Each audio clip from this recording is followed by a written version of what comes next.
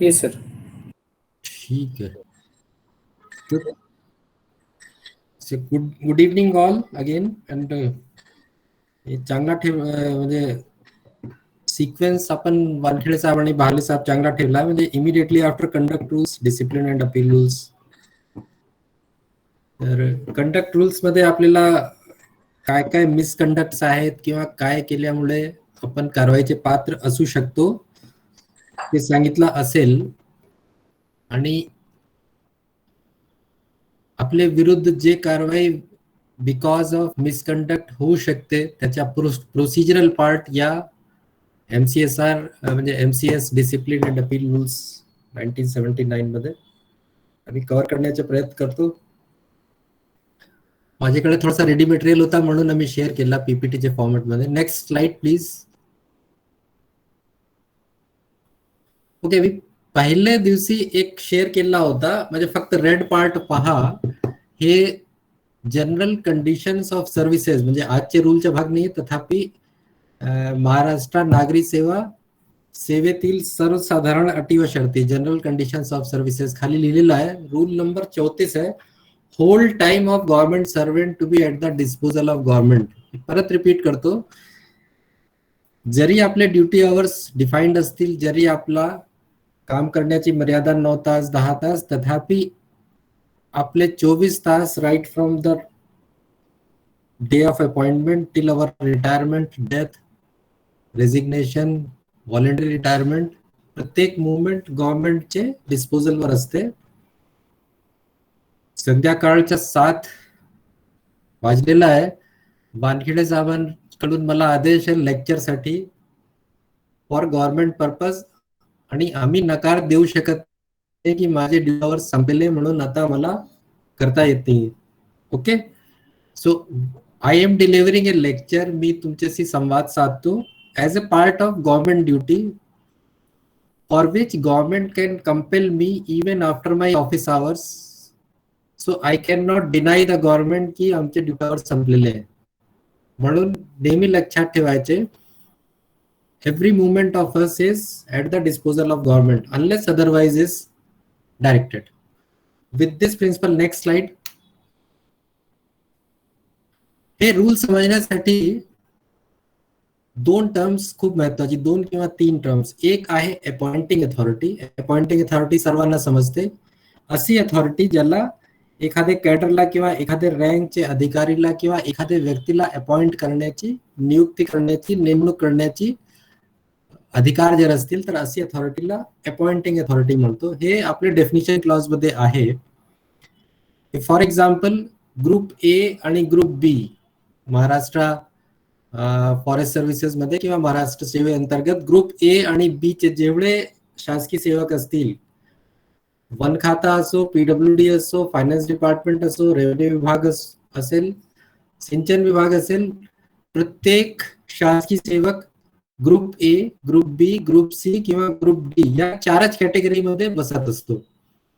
Okay, तर group A आणि group बी साठी अपॉइंटिंग अथॉरिटी हे राज्य शासन असते. म्हणजे गव्हर्नरचे बिहाफवर जे कोणी अधिकारी तुम्हाला नियुक्ती देत असेल तर that is, we call it government is the appointing authority. So RFO, ACF, DFO या सर्व कॅडरसाठी अपॉइंटिंग अथॉरिटी राज्य शासन आहे.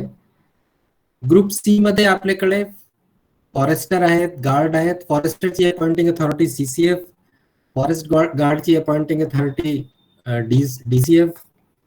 त्याचप्रमाणे मिनिस्ट्रियल कॅडर मध्ये ग्रुप सी चे जेवढे अकाउंटंट, क्लर्क्स वगैरे आहेत यांची अपॉइंटिंग अथॉरिटी आयदर CCF और DCF. क्लर्कची DCF आहे आणि अकाउंटंट, चीफ अकाउंटंट वगैरेची CCF आहे. सो हे झालं अपॉइंटिंग अथॉरिटी बद्दल. तर नेहमी लक्षात ठेवायचे की एक टर्म असे, एक शब्दावली आहे अपॉइंटिंग अथॉरिटी, जे वारंवार इथे आलेली आहे या रूल्स मध्ये. Next slide. परत आम्ही 3 terms definition clause section 2E, 2K आणि 2D मध्ये, आणि यातले संबंधित GR खाली रेड कलरने लिहिलेला आहे. 1 जानेवारी 2021 चे 2 GR आहे, सकाळी तुम्हाला शेअर केलेला आहे. त्यातले पहिली जे दोन टर्म आहे हेड ऑफ द ऑफिस आणि regional head of the department. Okay, हे आपल्याला दोन्ही जी आर ऍक्च्युली 1 जानेवारी 2021 एकच दिवशी काढले गेले आहेत. पहिले दोन जो जी आर आहेत त्याच्यासाठी हेड ऑफ द ऑफिस, मी जरा व्हिडिओ ऑन करतो माझ्या. या दुसरे पानावर टेबल आहे आणि याच्यात प्रादेशिक कार्यालय प्रमुख आणि कार्यालय प्रमुख हे दोन्ही अपॉइंट केलेले आहे. म्हणजे फायनान्शियल रूल्स खाली ज्या अथॉरिटीला, ज्या अधिकारीला हेड ऑफ द ऑफिस म्हणून आणि प्रादेशिक कार्यालय म्हणून अपॉइंट केला असेल असे सर्व अथॉरिटीज या नियमावली खालील हेड ऑफ द ऑफिस किंवा यथास्थितीत regional head of the office म्हणून कार्य करतील. फॉर एक्झाम्पल, कार्यालय प्रमुख आजची तारखेला स्वतंत्र कार्यालय असलेले, म्हणजे स्वतंत्र इंडिपेंडेंट ऑफिस असलेले एसीएफ आणि आरएफओ, म्हणजे एखादा एसीएफ किंवा एखादा आरएफओ पीसीसीएफ ऑफिस मध्ये किंवा हेड ऑफिस मध्ये काम करत असेल तर तो कार्यालय प्रमुख होऊ शकत नाही. तथापि प्रादेशिक आरएफओ किंवा वाईल्ड लाईफचे किंवा सोशल फॉरेस्ट्रीचे जे इंडिपेंडेंट आहे, म्हणजे ज्यांच्याकडे इंडिपेंडेंट कार्यभार आहे, ते असे आरएफओ आणि एसीएफ कार्यालय प्रमुख. तसेच DCF, deputy director tiger reserve, DFO, स्वतंत्र उपविभागाचे उपविभागीय वन अधिकारी, संचालक वन प्रशिक्षण संस्था म्हणजे बहाले साहेब आणि फॉरेस्ट इंजिनियर, हे सगळे प्रादेशिक कार्यालय प्रमुख किंवा रिजनल हेड्स झाले. हे झाला पहिला जी आर. दुसऱ्या जी आर मध्ये सेक्शन 2D मधली जे डेफिनेशन आहे हेड ऑफ द डिपार्टमेंट, तो हेड ऑफ द डिपार्टमेंटचा दुसरा जी आर आहे. त्याच्यात सुरुवातीपासून पीसीसीएफ ऑफ, पीसीसीएफ सर म्हणजे वाईल्ड लाईफ असो किंवा सोशल फॉरेस्ट्रीच्या असो किंवा बीपीडीच्या असेल, हे सगळे विभाग प्रमुख आहेत. त्याचप्रमाणे एपीसीसीएफ कार्मिक, एपीसीसीएफ दुय्यम संवर्ग, तसेच एपीसीसीएफ स्वतंत्र कार्यालय असलेले म्हणजे APCCF wild life east, APCCF wild life west, हे सगळे विभाग प्रमुख झाले. त्याचप्रमाणे सीसीएफ स्वतंत्र कार्यालय असलेले म्हणजे प्रादेशिक वाईल्ड लाईफ किंवा टायगर रिझर्वचे फील्ड डायरेक्टर, हे सगळे आपले विभाग प्रमुख झाले. याच्यात काही डाऊट नसला पाहिजे. पहिली टर्म होती अपॉइंटिंग अथॉरिटी, दुसरी टर्म आहे जे आपल्याला या रूल्स मध्ये समजावी लागेल, head of the office, regional head of the department आणि तिसरा आहे हेड ऑफ द डिपार्टमेंट. 1 जानेवारी 2021 चे सकाळी जे जी आर शेअर केलेले नेहमी आपल्या जवळ ठेवायचे. नेक्स्ट,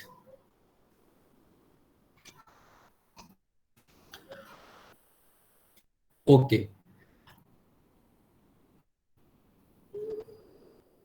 आता पुढची टर्म आहे. पहिली टर्म आपण शिकली अपॉइंटिंग अथॉरिटी. दुसरे टप्प्यामध्ये 3 term head of the office, regional head of the office आणि हेड ऑफ द डिपार्टमेंट. नंतर आहे रूल नंबर 6 मध्ये डिसिप्लिनरी अथॉरिटी. आता डिसिप्लिनरी अथॉरिटी या पूर्ण नियमावली में हिंदी पिक्चर्स मध्ये जसे हिरो असतो किंवा बुद्धिबळाचे खेळमध्ये किंवा चेसच्या खेळमध्ये क्वीन, राणी किंवा वजीर असते, तशीच भूमिका या डिसिप्लिनरी अथॉरिटीची या संपूर्ण नियमावलीमध्ये आहे. जरी अपॉइंटिंग अथॉरिटी वेगळी असेल, जरी दुसरे अथॉरिटीज असतील, तथापि या पूर्ण नियमावलीसाठी डिसिप्लिनरी अथॉरिटी म्हणून जे जे अथॉरिटीज आहेत ते आपल्याला समजून घ्यावं लागेल. सर्वात प्रथम आहे governor may impose any of the penalties, म्हणजे जे कोणी व्यक्ती नियम 5 मध्ये जे शिक्षा देण्यात आलेली आहे त्यापैकी कुठलीही शिक्षा जर बजावू शकेल एखाद्या कॅडर्सवर किंवा एखाद्या अधिकारीवर, असा प्राधिकारी किंवा अशी अथॉरिटीला डिसिप्लिनरी अथॉरिटी किंवा शिस्तभंग विषयक प्राधिकरण म्हणतो. So governor is competent to impose any of the penalties on anybody. So he is the disciplinary authority for all cadres. A group A साठी सुद्धा बी सी डी म्हणजे आ बा काढा कोणत्याही ग्रुपच्या शासकीय सेवक असेल त्याच्यासाठी तो शिस्तभंग विषयक प्राधिकारी म्हणून रोल प्ले करू शकतो. सेकंड 6(2) आपण रेड कलरने पहा, appointing authority may impose any of the penalties upon members of group C and D services serving under them whom they may have power to appoint. आता ग्रुप सी आणि D ची जे कोणती appointing authorities असतील ते appointing authorities त्यांच्यावर जबर शिक्षा सुद्धा, सौम्य शिक्षा, कुठलीही शिक्षा म्हणजे ठपक्यापासून तर डिसमिसल पर्यंत कोणतीही शिक्षा बजावू शकतात. For example, DCF is the appointing authority of forest guard. So DFO किंवा DCF त्या गार्डावर ठपक्यापासून डिसमिसल पर्यंत कोणतीही शिक्षा बजावू शकतो. इथपर्यंत क्लिअर आहे? अपॉइंटिंग अथॉरिटी ग्रुप सी आणि डी चे बद्दल कोणतीही शिक्षा देऊ शकतात. परत त्याच्या पुढच्या प्रोविजो आहे, provided that head of the office shall exercise the power of imposing minor penalties on group C and D government servants under their respective administrative control. याचे पूर्वीचे सकाळचा जो जी आर त्याच्यात ACF आणि RFO are the head of the offices. एखादा RFO आपले अखत्यारीतील forest guard, clerk, accountant इत्यादीवर आणि ग्रुप डी म्हणजे पिऊन, शिपाई जे कोणी ग्रुप डी चे असतील त्यांच्यावर सौम्य शिक्षा करू शकतो. So range forest officer is the disciplinary authority in respect of all group C and D government servants working under them, म्हणजे आपले jurisdiction खालचे. परत त्याच्या पुढच्या प्रोविजो आहे, provided further that head of the department and regional heads of the department shall exercise the power of imposing minor penalty only in relation to government servants of state service group B under their respective control.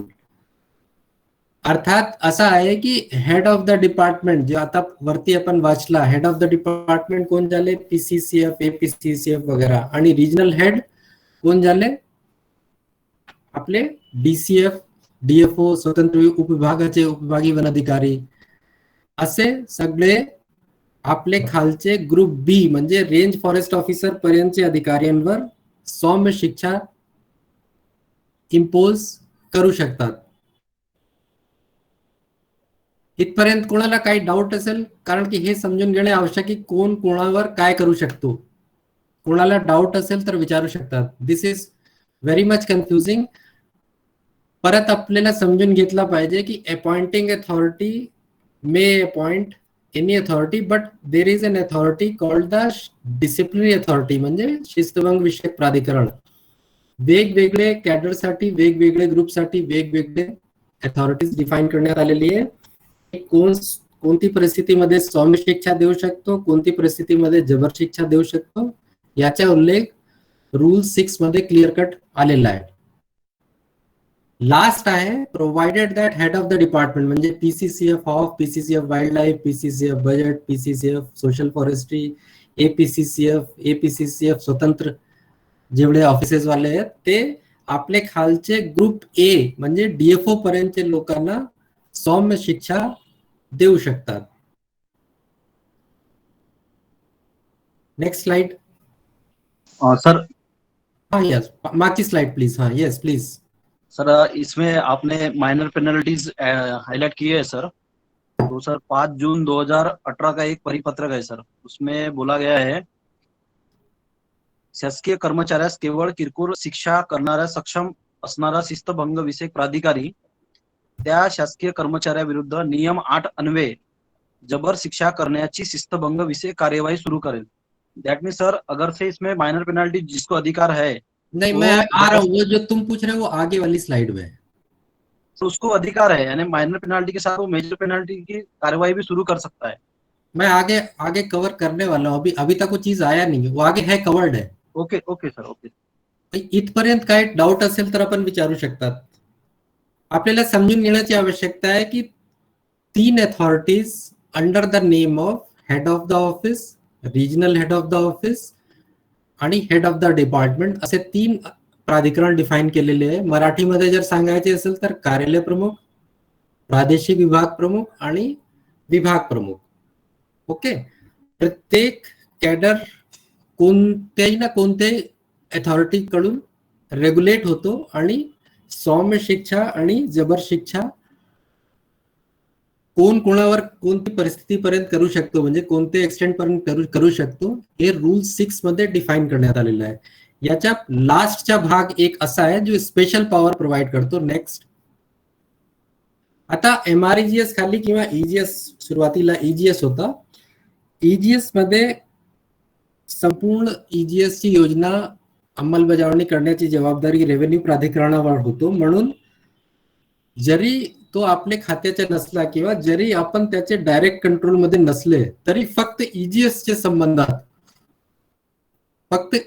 संबंधात divisional कमिशनर्सला power देण्यात आलेली आहे आणि तो शिस्तभंग विषयक अधिकारी म्हणून काम करू शकतो. हे समजून घेण्याची आवश्यकता आहे for all cadres. Okay, group A आणि बी वर मायनर पेनल्टी आणि ग्रुप सी आणि डी वर कोणती पेनल्टी करू शकतो divisional commissioner, only in respect of EGS. इथपर्यंत काही प्रश्न असेल तर आपण विचारू शकतात, नंतर आपण पुढची स्लाइड वर जाऊ. नाहीतर प्रश्न असलेच पाहिजे, कारण की खूप कन्फ्युजिंग असते आणि लोकांमध्ये खूप डाऊट असते, म्हणून प्रश्न विचारत चला. Next slide please.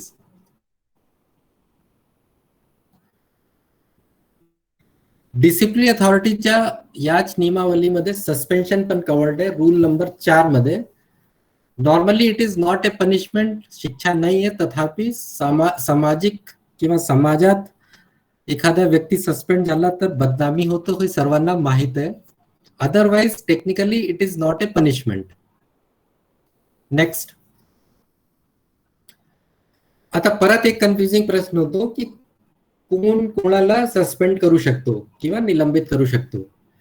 एक मोठा कन्फ्युजन आहे की अपॉइंटिंग अथॉरिटीचे खालच्या अधिकारी किंवा खालच्या प्राधिकरण एखाद्या कॅडरच्या व्यक्तीला, ऑफिसरला सस्पेंड करू शकत नाही, हे गैरसमज आहे. म्हणून मी सुरुवातीला सांगितलं की डिसिप्लिनरी अथॉरिटी नावाच्या प्राणी, शिस्तभंग विषयक प्राधिकरण नावाच्या प्राणी या रूल मध्ये हिंदी पिक्चरच्या हिरो सारखी असते, काही पण करू शकतो. म्हणून खूप खतरनाक व्यक्ती असते, म्हणून त्याला समजून घेतला पाहिजे की मी RFO कॅडर आहे, मी DFO कॅडर आहे, मी ACF कॅडर आहे किंवा मी IFS कॅडरचे आहे, तर माझे विरुद्ध जरी ग्रुप A आणि B च्या कॅडर असल्यामुळे माझी अपॉइंटिंग अथॉरिटी स्टेट गव्हर्नमेंट आहे, तरी सुद्धा माझे अगेन्स्ट डिसिप्लिन अथॉरिटी कोण आहे आणि what he can do and what he can not do. तर या जगात किंवा आपले गव्हर्नमेंट सिस्टम मध्ये लेफ्टचे कॉलम मध्ये जे अथॉरिटीज आहे, फक्त 4च अथॉरिटी आहेत बघा. अपॉइंटिंग अथॉरिटी सस्पेंड करू शकतो, डाऊट नसला पाहिजे माझी माहितीप्रमाणे. सेकंड वाला आहे any authority to which the appointing authority is subordinate. यात इंग्रजीमध्ये लिहिलेला आहे, मराठीमध्ये याचा सरळ अर्थ आहे की अपॉइंटिंग अथॉरिटीचे वरच्या कुठलाही अधिकारी त्या व्यक्तीला सस्पेंड करू शकतो. फॉर एक्झाम्पल फॉरेस्ट गार्डच्या अपॉइंटिंग अथॉरिटी DFO आहे किंवा DCF आहे. आता DCF अपॉइंटिंग अथॉरिटी या नात्याने पहिली कॅटेगरीमध्ये तो सस्पेंड करू शकतो गार्डरला, आणि DCF चे वरच्या अधिकारी CCF, CF, APC, CF, secretary forest, PCCF हे सुद्धा त्याला सस्पेंड करू शकतात. ओके, अपॉइंटिंग अथॉरिटी आणि अपॉइंटिंग अथॉरिटीचे वरच्या कुठलाही अधिकारी त्या व्यक्तीला, त्या अधिकाऱ्याला, त्या शासकीय सेवकाला सस्पेंड करू शकतो. पहिली 2 कॅटेगरी माझी माहितीप्रमाणे क्लिअर झाली असतील. एकतर अपॉइंटिंग अथॉरिटी किंवा अपॉइंटिंग अथॉरिटीचे वरच्या कुठलाही अधिकारी त्या व्यक्तीला सस्पेंड करू शकतो. Third category is the most dangerous. This is the disciplinary authority. आता आपण समजून घेतला की कार्यालय प्रमुख म्हणून रेंज फॉरेस्ट ऑफिसर किंवा ACF, forest guard, forester, accountant, chief accountant वगैरे वगैरे या कॅडरसाठी शिस्तभंग विषयक प्राधिकारी म्हणून आहेत शासनाचे GR प्रमाणे. म्हणून डिसिप्लिनरी अथॉरिटी या नात्याने एखादा RFO, एखादा ACF स्वतंत्र कार्यालय असलेला आपले खालचे guard, forester, accountant, chief accountant आणि ग्रुप C तसेच ग्रुप D चे कोणतेही शासकीय सेवकाला डिसिप्लिनरी अथॉरिटी म्हणून सस्पेंड करू शकेल, जरी तो त्या व्यक्तीसाठी अपॉइंटिंग अथॉरिटी नाही आहे. For example, range forest officer is not the appointing authority of forest guard, but as a disciplinary authority, he can suspend the forest guard. divisional forest officer or DCF, he is not the appointing authority of range forest officer, but as a disciplinary authority, he can place an RFO under suspension. Again, CCF, he is not the appointing authority of a DFO, but as a disciplinary authority, he can place him under suspension. Okay. आणि लास्टची category मध्ये आपण फारसा जात नाही.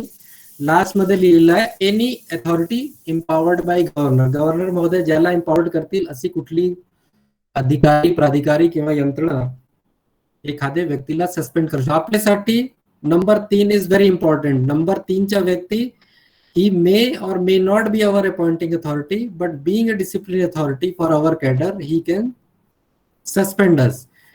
Extreme example, all India services साठी IAS असो, IPS असो किंवा IFS असो, राज्य शासन हे अपॉइंटिंग अथॉरिटी नसते. अपॉइंटिंग अथॉरिटी असते केंद्र शासन.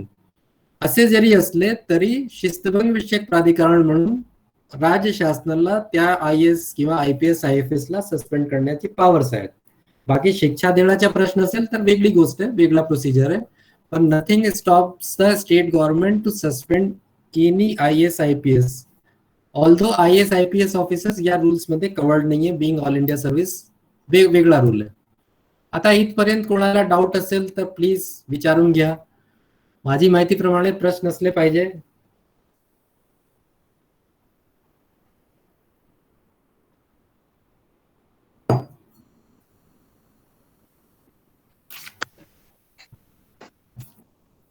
Hello sir. Good evening sir.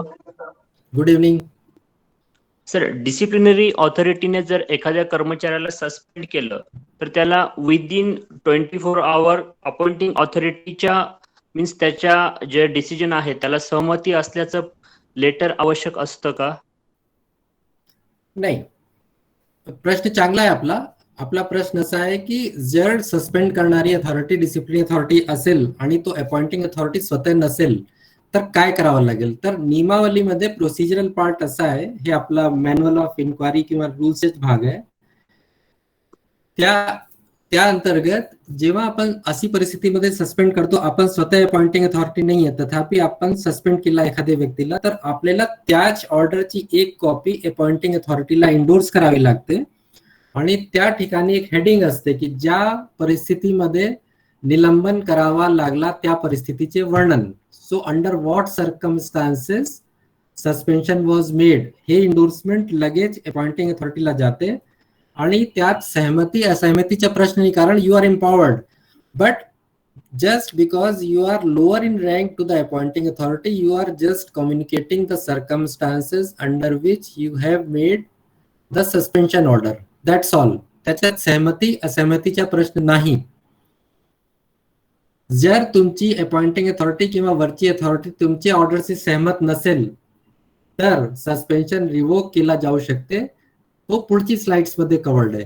Suspension आपण केला किंवा सस्पेन्शन झाला इथपर्यंत आलो आपण, पण that is not the end of the story. Suspension can be revoked and under what circumstances it should be revoked or it can be revoked आपण पुढचे स्लाइड्स मध्ये पाहू.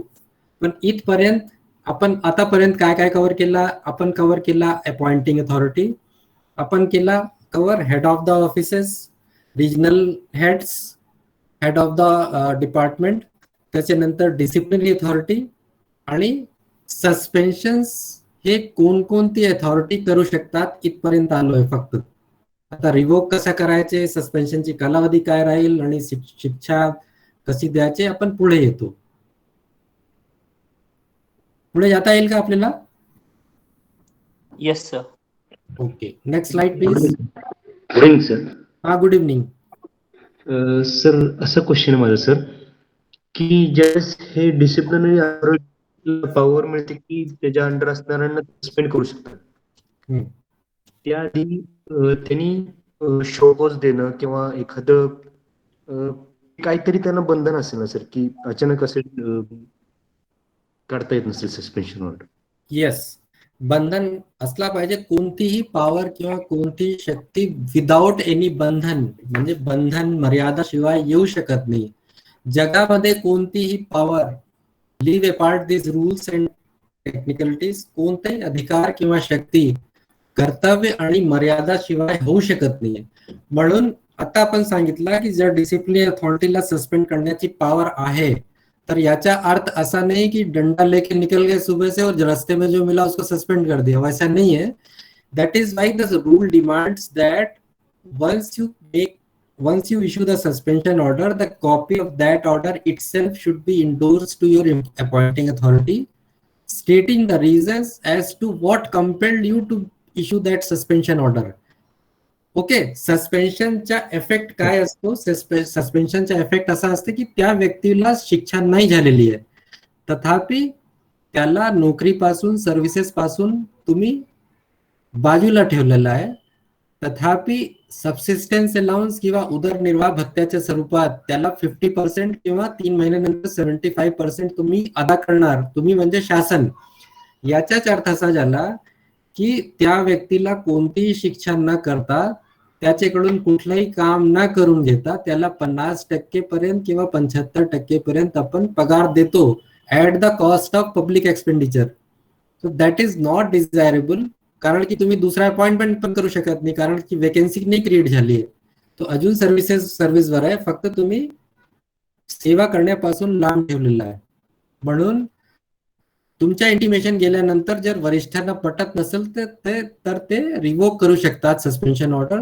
त्याच्या प्रोव्हिजन पुढे सांगतो. Okay, thank you. Next slide. Hello sir.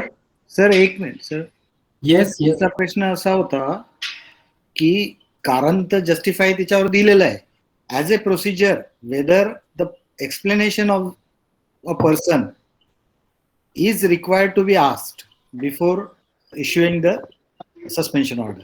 नाही, काही rule मध्ये असा कुठलाही बंधन नाही आहे. But at the same time whosoever is issuing the suspension order should apply his mind whether or not suspension is demanded at all. Because आता जे नवीन सुप्रीम कोर्टाची रुलिंग्स आहे, बरेचसे रुलिंग्स आलेली आहे, त्याच्यात जिस्ट असा आहे की जर तुमच्या गुन्ह्याच्या किंवा मिसकंडक्टची ग्रेव्हिटी एवढी असेल की त्याची शिक्षा तुमची अंदाजाप्रमाणे डिसमिसल, रिमूव्हल पर्यंत होऊ शकते, तरच सस्पेंड करायचे. दुसरा कारण असा होऊ शकतो की तुमची इन्क्वायरी जे पुढे होणार आहे त्या इन्क्वायरीमध्ये अनड्युअली तो इंटरसेप्ट करत असेल तर सस्पेन्शन इज डिमांडेड. म्हणजे तुम्हाला वाटत असेल की जर पुढे इन्क्वायरी झाली तर त्या इन्क्वायरीमध्ये डॉक्युमेंट्सच्या हेरफेर करू शकतो किंवा कागदांच्या, डॉक्युमेंट्सच्या किंवा विटनेसेसवर अनड्यू प्रेशर टाकू शकतो. त्या परिस्थितीमध्ये it is better not to allow him to come on duty and he may be placed under suspension. That should be stated in your reasoning which you are intimating to your appointing authority, to his appointing authority rather. Yes sir. Hello, sir. त्यासाठी show cause किंवा notice देणं बंधनकारक नाही का त्या disciplinary अथॉरिटीला? Rules मध्ये असा बंधनकारक नाहीये, because it is not a punishment otherwise. So rules मध्ये तसा नाही, कारण की हे एक हथियार आहे. या हथियारापासून तुम्हाला प्राधिकृत करण्यात आलेला आहे की तुम्ही इमिडिएटली त्या माणसाला बाजूला वगळू शकतात. अगर ये तुम्हारे हाथ में हथियार नहीं होगा तो तुम शो कॉज देते रहोगे, वो जवाब देता रहेगा, 6 महीने निकल जाएगा, कर नहीं पाओगे आप कुछ. And the very purpose for which that weapon is given is defeated. Okay sir, thank you sir. Wankheda साहब, आपका कुछ रह गया था? नहीं, आई एग्री विद दिस. मतलब जो आपने बताया अभी वो क्लियर हो गया. मैं इसीलिए पूछ रहा था, उनका कहना वो था कि whether that procedure has to be adopted, और आपने क्लियर कर दिया अगर हथियार दिया है और टाइम पे आप यूज नहीं कर सकते तो फिर क्या फायदा. इसलिए it is crystal clear now. हाँ, क्योंकि वो हथियार है, और ऑफ कोर्स वो हथियार में जैसा बताया कि सुबह लेके निकले, डंडा तलवार सब पे चलाते चले गए, वैसा भी नहीं है. इसलिए आप पे बंधन डाला गया है कि आप उसको योग्य समय होगा या योग्य परिस्थिति होगी तभी इस्तेमाल करेंगे. और यदि आपका ऑर्डर आपके वरिष्ठों को नहीं पटा तो it can immediately be revoked. There is nothing stops them. और अगर आपको आज अभी आपने 6 बजे ऑर्डर पास किया, सुबह के 6 बजे आपको लगता है कि अभी रिवोक कर देना चाहिए, even that you can do. अपन आगे वाली स्लाइड में कवर करते हैं. Next slide please. आता मागची स्लाइड्स मध्ये होता की कोण कोणाला सस्पेंड करू शकतो, आणि आता आपला नेक्स्ट प्रश्न आहे की केव्हा करू शकतो. आपण म्हणजे वेगळी आपण सांगितलं की परिस्थिती डिमांड करत असेल, तर हे सगळी परिस्थिती दाखवण्यात आलेली आहे की कोणती परिस्थितीमध्ये आपण एखादे गव्हर्नमेंट सर्वंटला सस्पेंड करू शकतो.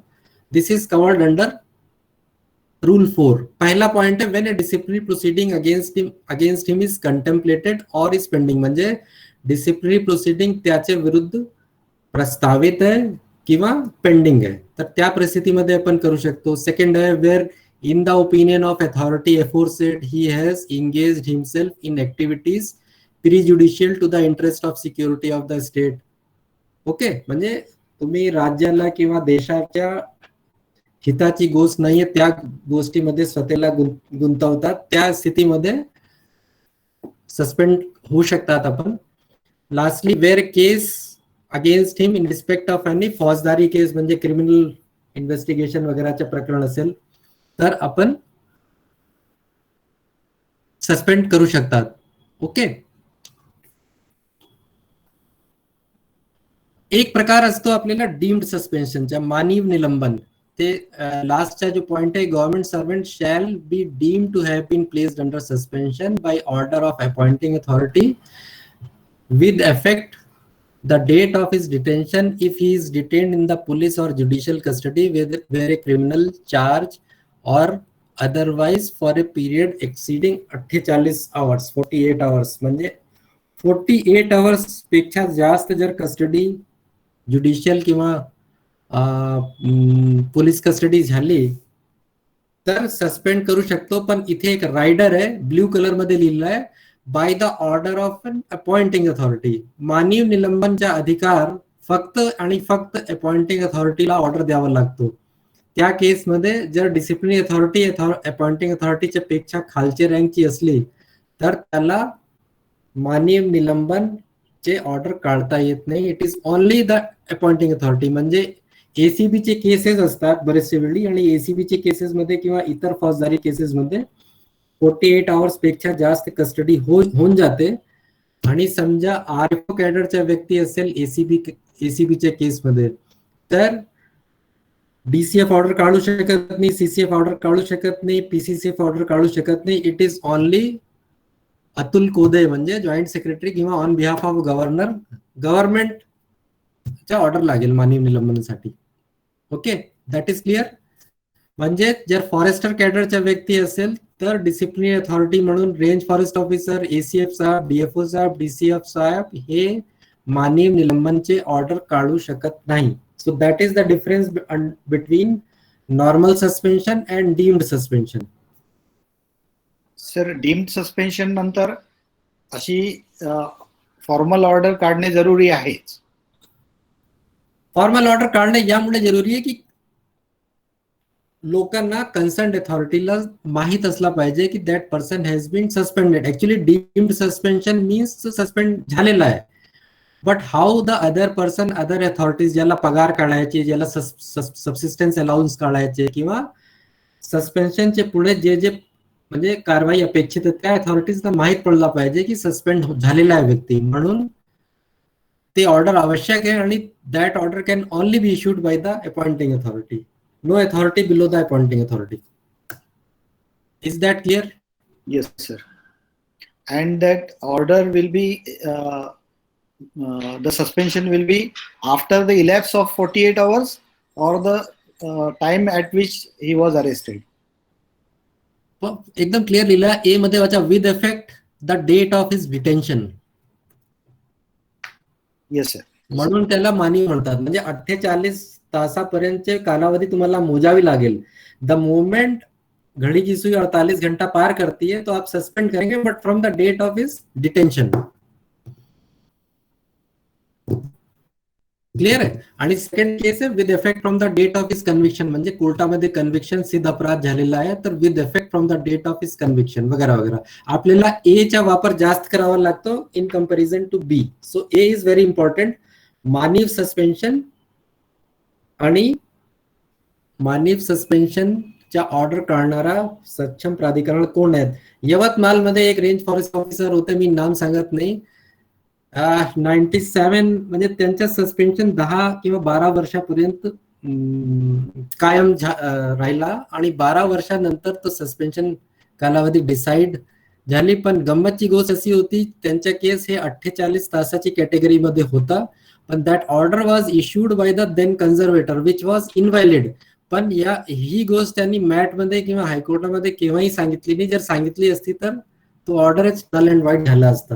पण त्यांना 12 वर्षाच्या गव्हर्नमेंटला नंतर बॅक वेजेस वगैरे वगैरे पे करावे लागले. He was paid for 12 years without doing any work आणि 12 वर्षापर्यंत त्यांना मोफतची ही सॅलरी मिळाली, सांगायच्या असा अर्थ गंमत म्हणून.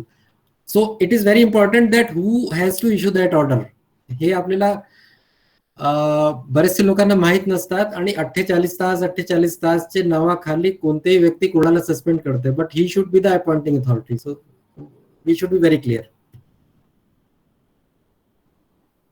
प्रश्न असेल तर विचारू शकतात आपण, अन्यथा नेक्स्ट स्लाइड वर जाऊ.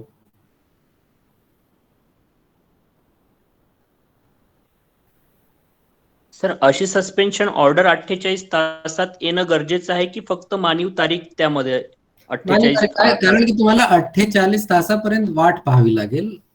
आणि ज्या अर्थी मी एक्झाम्पल दिला ग्रुप ए आणि ग्रुप बी च्या, म्हणजे RFO, DFO, ACF, त्यांच्या ऑर्डर शासनाकडून निघते आणि हे निघायला 48 तास सोळा 10, 15, 20, 25 दिवस लागतात. कारण असं आहे की 48 तास झाल्यानंतर DCF CCF ला रिपोर्ट करेल, CCF PCCF ला रिपोर्ट करेल, तिथून ते मंत्रालयाला जाईल, मंत्रालयाला नोटिंग होईल, पुटअप होईल, फाईल पुटअप होईल आणि शासन म्हणून ती फाईल मंत्रीपर्यंत जाते आणि माननीय मंत्रीपर्यंत गेलेपर्यंत, त्यांची मान्यता होईपर्यंत, आदेश निघालेपर्यंत जास्ती कालावधी होऊन जाते. तथापि त्याचा इफेक्ट जो आहे with the date of his detention असते, ज्या दिवशी डिटेन झाले त्या दिवसापासून.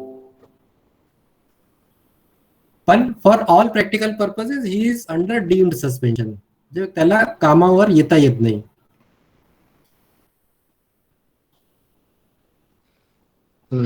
सर, अरेस्ट अँड डिटेन्शन मध्ये काय डिफरन्स आहे सर? आपण CRPC चे सेशन मध्ये होता का की नाही? येस सर, होतो सर. परत तुम्हाला रिमाइंड करण्यासाठी, रिफ्रेश करण्यासाठी, अरेस्ट जेव्हा वर्ड यूज करतो, अटॅक जेव्हा वर्ड यूज करतो, that is always related to any offence which was committed which is liable for arrest. जोपर्यंत ऑफेन्स एखादे कायदेखाली विधिवत होत नाही तोपर्यंत तुम्ही अरेस्ट या शब्दावलीचा वापरच करू शकत नाही. And detention is merely restraining any person from moving from your control. म्हणजे रस्त्यावर जर आपण सिग्नल तोडला, पोलीस आपल्याला बाजूला घेते की नाही घेते? Yes sir. So that is the detention, but unless he defines that offense, or जर सिव्हिअर ऑफेन्स असेल, तुमच्याकडून ऍक्सिडेंट झाला असेल एखाद्या व्यक्तीचा आणि जोपर्यंत FIR वगैरे होत नाही तोपर्यंत अरेस्टच्या, किंवा जोपर्यंत तुम्हाला तो सांगत नाही आणि डिफाईन करत नाही तोपर्यंत अरेस्टच्या वर्डचा वापर करू शकत नाही. म्हणून फॉर द सेफ्टी त्यांनी डिटेन्शन म्हटलंय, अरेस्ट नाही म्हटलंय. येस, म्हणजे डिटेन झालं तर तिथून 48 तास सुरू होतात. येस. आणि आपल्याला आपल्या प्रॅक्टिकल पर्पजेस साठी फौजदारीच्या केसेस मध्ये जेव्हा FIR ची कॉपी येते कन्सर्न अथॉरिटीकडे, त्या FIR मध्ये तारीख, डेट सगळं लिहिलं असते. तिथून आपण त्या टाइम पासून, म्हणजे त्या क्षणीपासून 48 तासाचा मीटर मोजतो. Okay, thank you. Next slide. Sir, yes. एक क्वेश्चन होता. जर अशा ACBच्या किंवा काही केसमध्ये अपॉइंटिंग ऑथॉरिटीला 20-25 दिवसाचा कालावधी जातो सस्पेन्शनची ऑर्डर काढण्यात. मग जर अशी व्यक्ती बेलवरती एक 4-5 दिवसांनी बाहेर आली तर ती ऑफिसला जाऊ शकते की नाही? नाही, ऑफिसला तो जाऊ शकते, पण त्याचे वरच्या अधिकाऱ्यांना त्याला थांबवावं लागेल की बाबा तू थोडासा वाट पहा. कारण की म्हणून त्यांनी शब्दावली वापर केली डीम्ड सस्पेन्शन, म्हणजे माननीय निलंबन झालेलं आहे. It is the formality only so that order can be issued. Order and घटना should be known to other authorities. For that purpose that order is necessary. Otherwise suspension तर झालेलं आहे.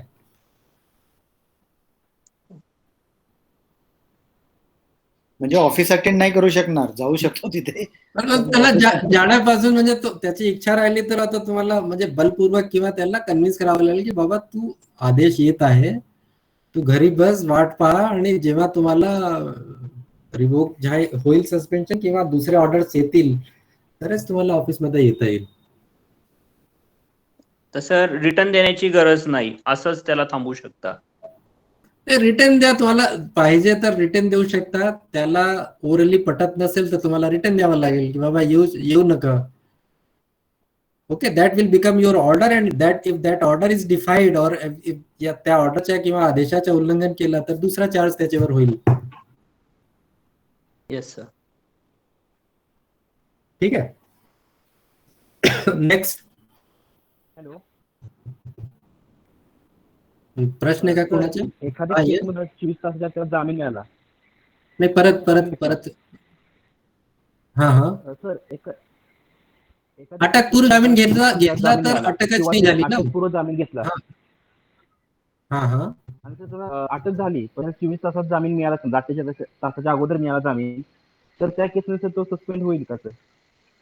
नाही, अटकपूर्व जामीन झाला आहे तर तुमच्या फॉर दिस पर्पज तुमची अटक किंवा कस्टडी नाही झाली, म्हणून जोपर्यंत तुम्हाला अटकपूर्व जामीनचा फायदा मिळत असेल, म्हणजे तोपर्यंत you shall not be suspended. Deemed suspension नहीं होगा, फिर भी वो नॉर्मल सस्पेंशन तो कर सकता है वो.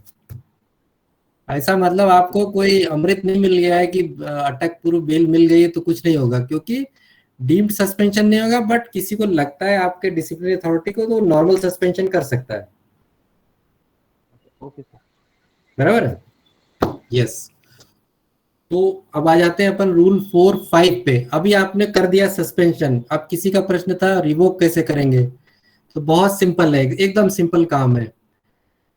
आप 4-5 पढ़ लीजिए. पहले वाला, an order of suspension or deem to have been made under this rule may at any time be modified or revoked by the authority which made it or is deem to have made the order. म्हणजे ज्या प्राधिकरणाने सस्पेन्शनचा order काढलाय तोच authority त्याला revoke करू शकतो. अर्थातच other than deemed suspension मध्ये ज्या व्यक्तीने, डिसिप्लिन अथॉरिटीने, अपॉइंटिंग अथॉरिटीने किंवा वरची अधिकारीने सस्पेन्शन ऑर्डर काढलाय, तो अधिकारी किंवा त्याचे वरचे अधिकारी त्याला रिवोक करू शकतो. ओके. आता प्रश्न विचारला होता है की विनाकारण को एखाद्या व्यक्तीने सस्पेंड केला, त्या व्यक्तीने इंटिमेट केला की बाबा या परिस्थितीमध्ये आम्ही सस्पेंड केलेला आहे, जर वरच्या अधिकारीला पटत नसेल तर immediately it can be revoked. Nothing stops him. म्हणजे तुमच्या सस्पेन्शन ऑर्डर काही ब्रह्मवाक्य नाहीये. जोपर्यंत तुमच्या वरिष्ठांना पटत नाही तोपर्यंत it can be revoked any time. और इवन बरेचसे वेळी असा असतो की आपण त्या परिस्थितीमध्ये किंवा त्या क्षणाची मर्यादेचा विचार करता आपण सस्पेंड करतो, आणि 1 दिवस, 2 दिवस, 1 महिना, 2 महिना, 3 महिना, 6 महिन्यानंतर स्वतः आपण रिवोक करू शकतो. आम्ही केलाय म्हणून आम्ही रिवोक करू शकत नाही असा भाग नाही. म्हणून rule 4-5C is very clear. 4-5C नेहमी आठवण ठेवा.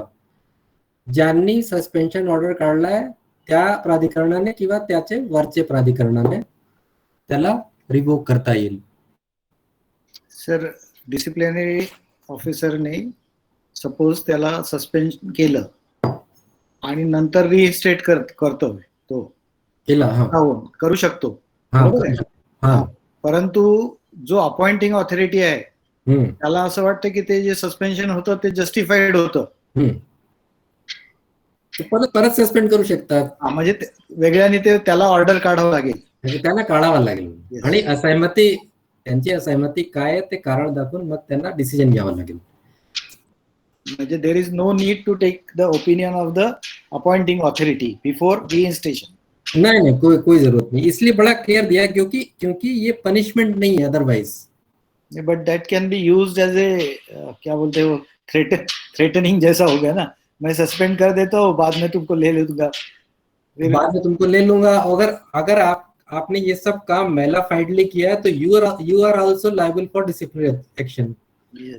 आप चाहे सीसीएफ हो चाहे एपीसीसीएफ हो, अगर आप मन मर्जी से काम कर रहे हैं और किसी के नोटिस में आता है या कोई तकरार करता है, क्योंकि सर जैसे वो सस्पेंशन ऑर्डर निकलेगा उसमें वो जस्टिफिकेशन भी देता है, मतलब किस रीजन के लिए उन्होंने सस्पेंड किया. It is communicated to the appointing authority also. हाँ हाँ and for appointing authority that he has not revoked this suspension because that justification what he has given was हाँ, was is satisfactory. he was satisfactory. हाँ, तो ये सब होने के बाद फिर अगर डिसिप्लिनरी अथॉरिटी वही काम करता है कि सस्पेंड करता है और फिर रीइंस्टेट कर देता है, तो एक प्रकार से वो भी तो थोड़ा सा डाउटफुल हो जाता है ना। डाउटफुल नहीं होता है, क्योंकि जब आप रूल में इसके क्या बोलते हैं इसके जो डिपार्टमेंटल मॅन्युअल आहे किंवा विभागीय चौकशी नियम पुस्तिका आहे, सस्पेन्शन ऑर्डरचे, रिव्होकेशन ऑर्डर्सचे वगैरे फॉर्मॅट दिलेले आहे, म्हणजे तुम्हाला डोका वापरायची कुठलीही आवश्यकता नाहीये. ज्या अर्थी आम्ही सांगितलं होता की सस्पेन्शनचे ऑर्डर काढताना डिसिप्लिनरी अथॉरिटीने अपॉइंटिंग अथॉरिटीला कारण असाइन करावे लागतील, त्या अर्थी रिव्होक करताना सुद्धा तशाच प्रकारचा एक कॉलम आहे की कोणत्या परिस्थितीमध्ये रिव्होक करावा लागला. तर in both the instances you have to assign the reason की या कारणामुळे सस्पेंड केला आणि या कारणामुळे आम्ही रिव्होक करत आहे. and if the appointing authority does not Agree. satisfy or agree with the reasons for reinstatation, So it can So again he- suspend. so he can issue a suspension order. Yes, fresh under their signature. Yes, yes. ठीक आहे. Good evening sir. Good evening. Sir समजा disciplinary ऑथॉरिटीने suspend केलं, ते म्हणजे appointing ऑथॉरिटीच्या परमिशननेच disciplinary authority suspend करतात. त्यानंतर परमिशनचा प्रश्नच नाही मॅडम. आतापर्यंत मी कुठे नाही म्हटलं की डिसिप्लिनरी अथॉरिटीने सस्पेन्शन ऑर्डर करण्यापूर्वी त्याची परमिशन घ्यावी लागेल अपॉइंटिंगची. कुठे नाही तसा नियमावलीमध्ये तरतूद नाहीये. फक्त सस्पेन्शनचे ऑर्डर मध्ये कोणते कारणास्तव सस्पेंड करावं लागला ते कारण लिहून अपॉइंटिंग अथॉरिटीला कॉपी इंडोर्स केली पाहिजे. परमिशनचा भाग नाहीच आहे इथे. हो सर.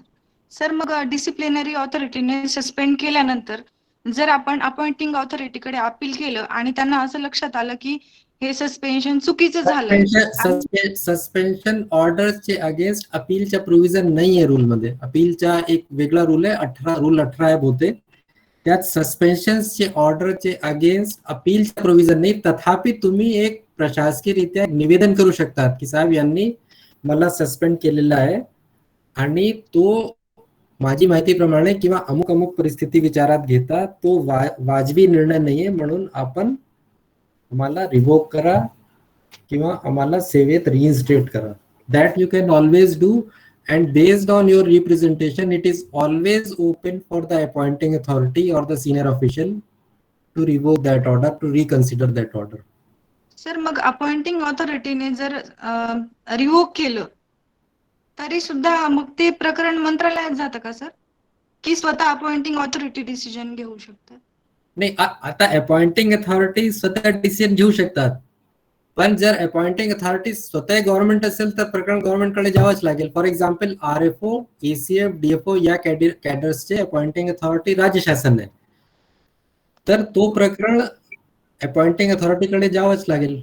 पण इथे आपल्याला परत वारंवार सांगतो, जे डिसिप्लिनरी अथॉरिटी आहे त्याला अपॉइंटिंग अथॉरिटीला म्हणजे RFO ला DFO ने सस्पेंड केला तर मंत्रालयापर्यंत त्यांना कम्युनिकेट करावा लागेल की under what circumstances I have. Okay, correct. Appointing ऑथॉरिटीने जे काही डिसिजन दिले ते ऍक्सेप्ट करेलच असे, म्हणजे त्यांच्यावर बंधन नाही का मंत्रालयावर? मंत्रालयावर कुठलेही बंधन नाही आहे. ते अपॉइंटिंग अथॉरिटी आहे, ते प्रकरणाच्या मेरिट पाहून, गुणवत्ता पाहून जे काही निर्णय घेणार ते घेणार. ते अपॉइंटिंग अथॉरिटी आपली. ठीक सर. ठीक है. आता एक खूब गम्मत का प्रश्न है, वानखेड़े साहब मजा आ रहा है कि नहीं? मेरा टाइम हो गया, लेकिन अभी लगेगा मेरा 15-20 मिनट और. अभी तो ऐसा लग रहा है 2-3 घंटे चलेगा. दिक्कत नहीं है.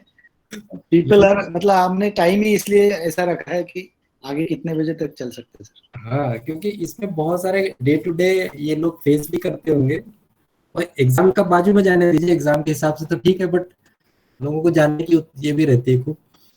अब सवाल ये आता है कि सस्पेंशन का ऑर्डर आपने सस्पेंड किया, रिवोक कर दिया. अब बहुत से रिवोकेशन ऑर्डर आपने भी देखे होंगे और इन लोगों ने भी देखे होंगे जो पार्टिसिपेंट बैठे हुए. उसमें लिखा रहता है की श्री फलाने फलाने यांना सेवेत पुनर्स्थापित करण्यात येत आहे, आणि ज्या दिवशी ते सेवेत रजू होतील त्या दिवशी त्यांचा सस्पेन्शन रिवोक मानला जाईल, असं वाचलंय की नाही तुम्ही? मी परत रिपीट करतो, श्री रवींद्र वानखेडे यांना या आदेशाप्रमाणे, जे आदेश 27 जुलै 2021 रोजी निघत आहे त्या आदेशाप्रमाणे त्यांना सेवेत पुनर्स्थापित करण्यात येत आहे. आणि वानखेडे साहेब पुणेला बसलेले, नागपूरला बसलेले आहे, त्यांना पुणेला रजू व्हायचे. तर लिहिला काय जातो की ज्या दिवशी ते सेवेत रजू होतील त्या दिवसापासून ते सेवेत पुनर्स्थापित मानले जातील. अर्थातच वानखेडे साहेब नागपूरला बसले आहेत, कोविडमुळे त्यांना जायला पुणेला निर्बंध आहेत, त्यांना जायला 4 महिने झाले. तर सस्पेन्शनच्या ऑर्डर प्रमाणे त्यांच्या रिव्होकेशन केव्हापासून मानला जाईल? जेव्हा ते पुणेला पोहोचून रजू होतील त्या दिवसापासून. ये न्यायकारक है कि अन्यायकारक है? वानखेड़े साहब बताओ, आपके ऊपर उदाहरण दिया मैंने. बिल्कुल वाजबी है सर, क्योंकि मेरे यहाँ एक केस हुआ था, एक आदमी सस्पेंड हुआ फिर रीइंस्टेट हुआ, एसीबी का केस था. रीइंस्टेट होने के बाद हमने उसको ऑर्डर दिया, बट जहाँ पे रीइंस्टेट किया वो उसके कन्वीनियंस की पोस्ट नहीं थी, तो 1-1.5 साल वो छुट्टी पे रह के कोशिश किया और दूसरी जगह फिर पोस्टिंग हुआ, फिर वहां गया. तो दैट पीरियड वाज टू बी डिसाइडेड. वो मेरे पास आया एज ए सीएफ यवतमाल. तो हमने बोला कि तुमको रीइंस्टेशन ऑर्डर दिया था, तब आपने लिख के दिया कि मेरी तबीयत अभी ठीक नहीं है, मैं बाद में ज्वाइन करूंगा. ये सारा पीरियड आपका सस्पेंशन पीरियड रहेगा. कि आपने उसका मेडिकल सर्टिफिकेट भी नहीं दिया, जब नई पोस्टिंग मिल गई वहां ज्वाइन हो गया. तो I think this is very much justified. लेकिन इसका उत्तर जो है अदरवाइज है. अब ध्यान से देखिए, मैंने स्लाइड में रूल सी को ऊपर लिखा है, रूल ए को नीचे लिखा है. हालांकि जब आप किताब पढ़ोगे तो 5A ऊपर मिलेगा, 5C नीचे मिलेगा, बीच में बी है. और सी, अब ए को ध्यान से देखिए, an order of suspension made or deemed to have been made shall continue to remain in force until it is modified or revoked by authority competent to do so.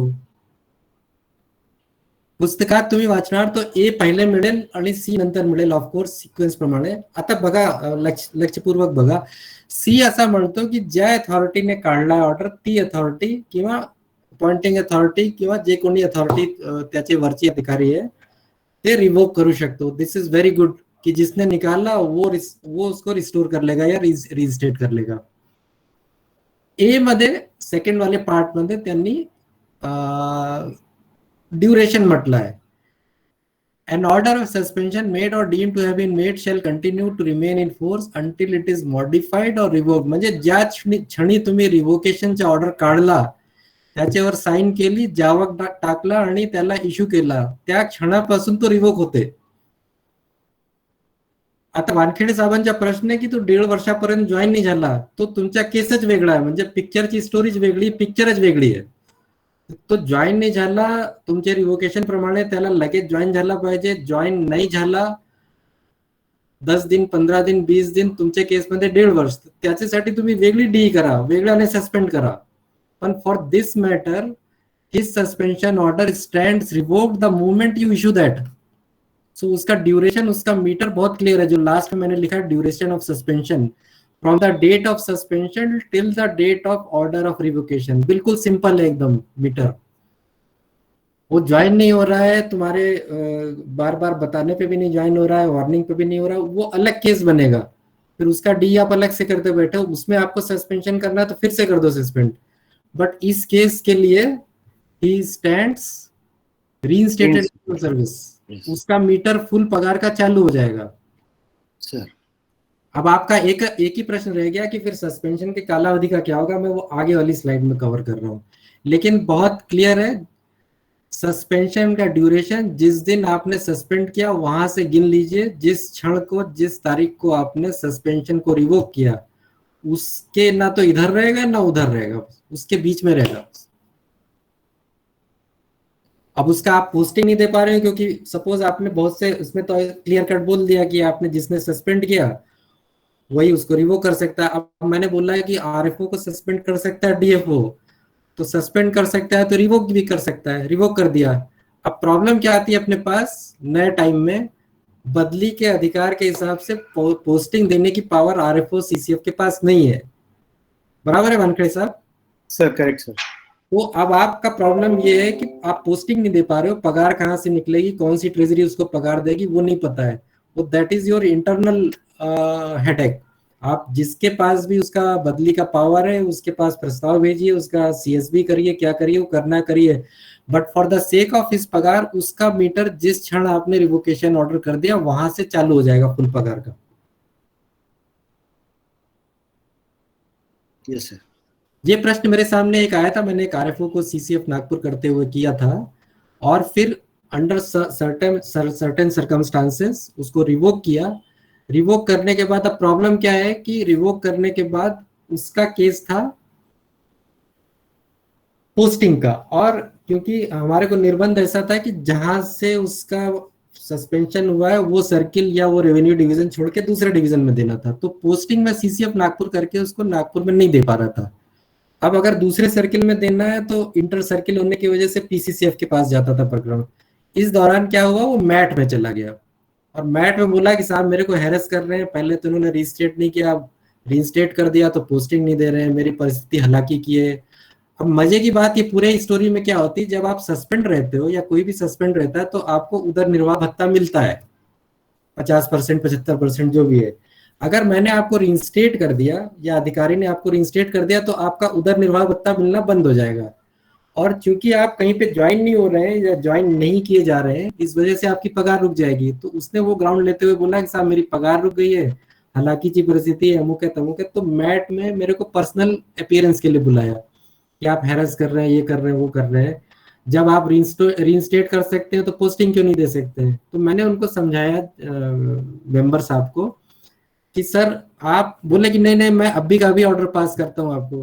तो मैंने उनको नम्रता से समझाया कि सर आप ऑर्डर पास कर देंगे बहुत अच्छी बात है, बट यदि आप ऑर्डर पास भी करेंगे तो मैं आपका इम्प्लीमेंट नहीं कर पाऊंगा, because suspension is covered by different set of rules end बदली is covered under different sets of act under which I don't have any power to place him or post him। तो फिर वो convince हो गए थे। ये मतलब अभी 2-3 साल पुरानी केस है, तो ये आपको बताना पड़ेगा। लेकिन कहने का मतलब है कि जिस क्षण से आपने रिइंस्टेट किया उसी क्षण से उसका मीटर चालू हो जाएगा, that is without any doubt. आता प्रश्न असतील तर विचारू शकतात आपण।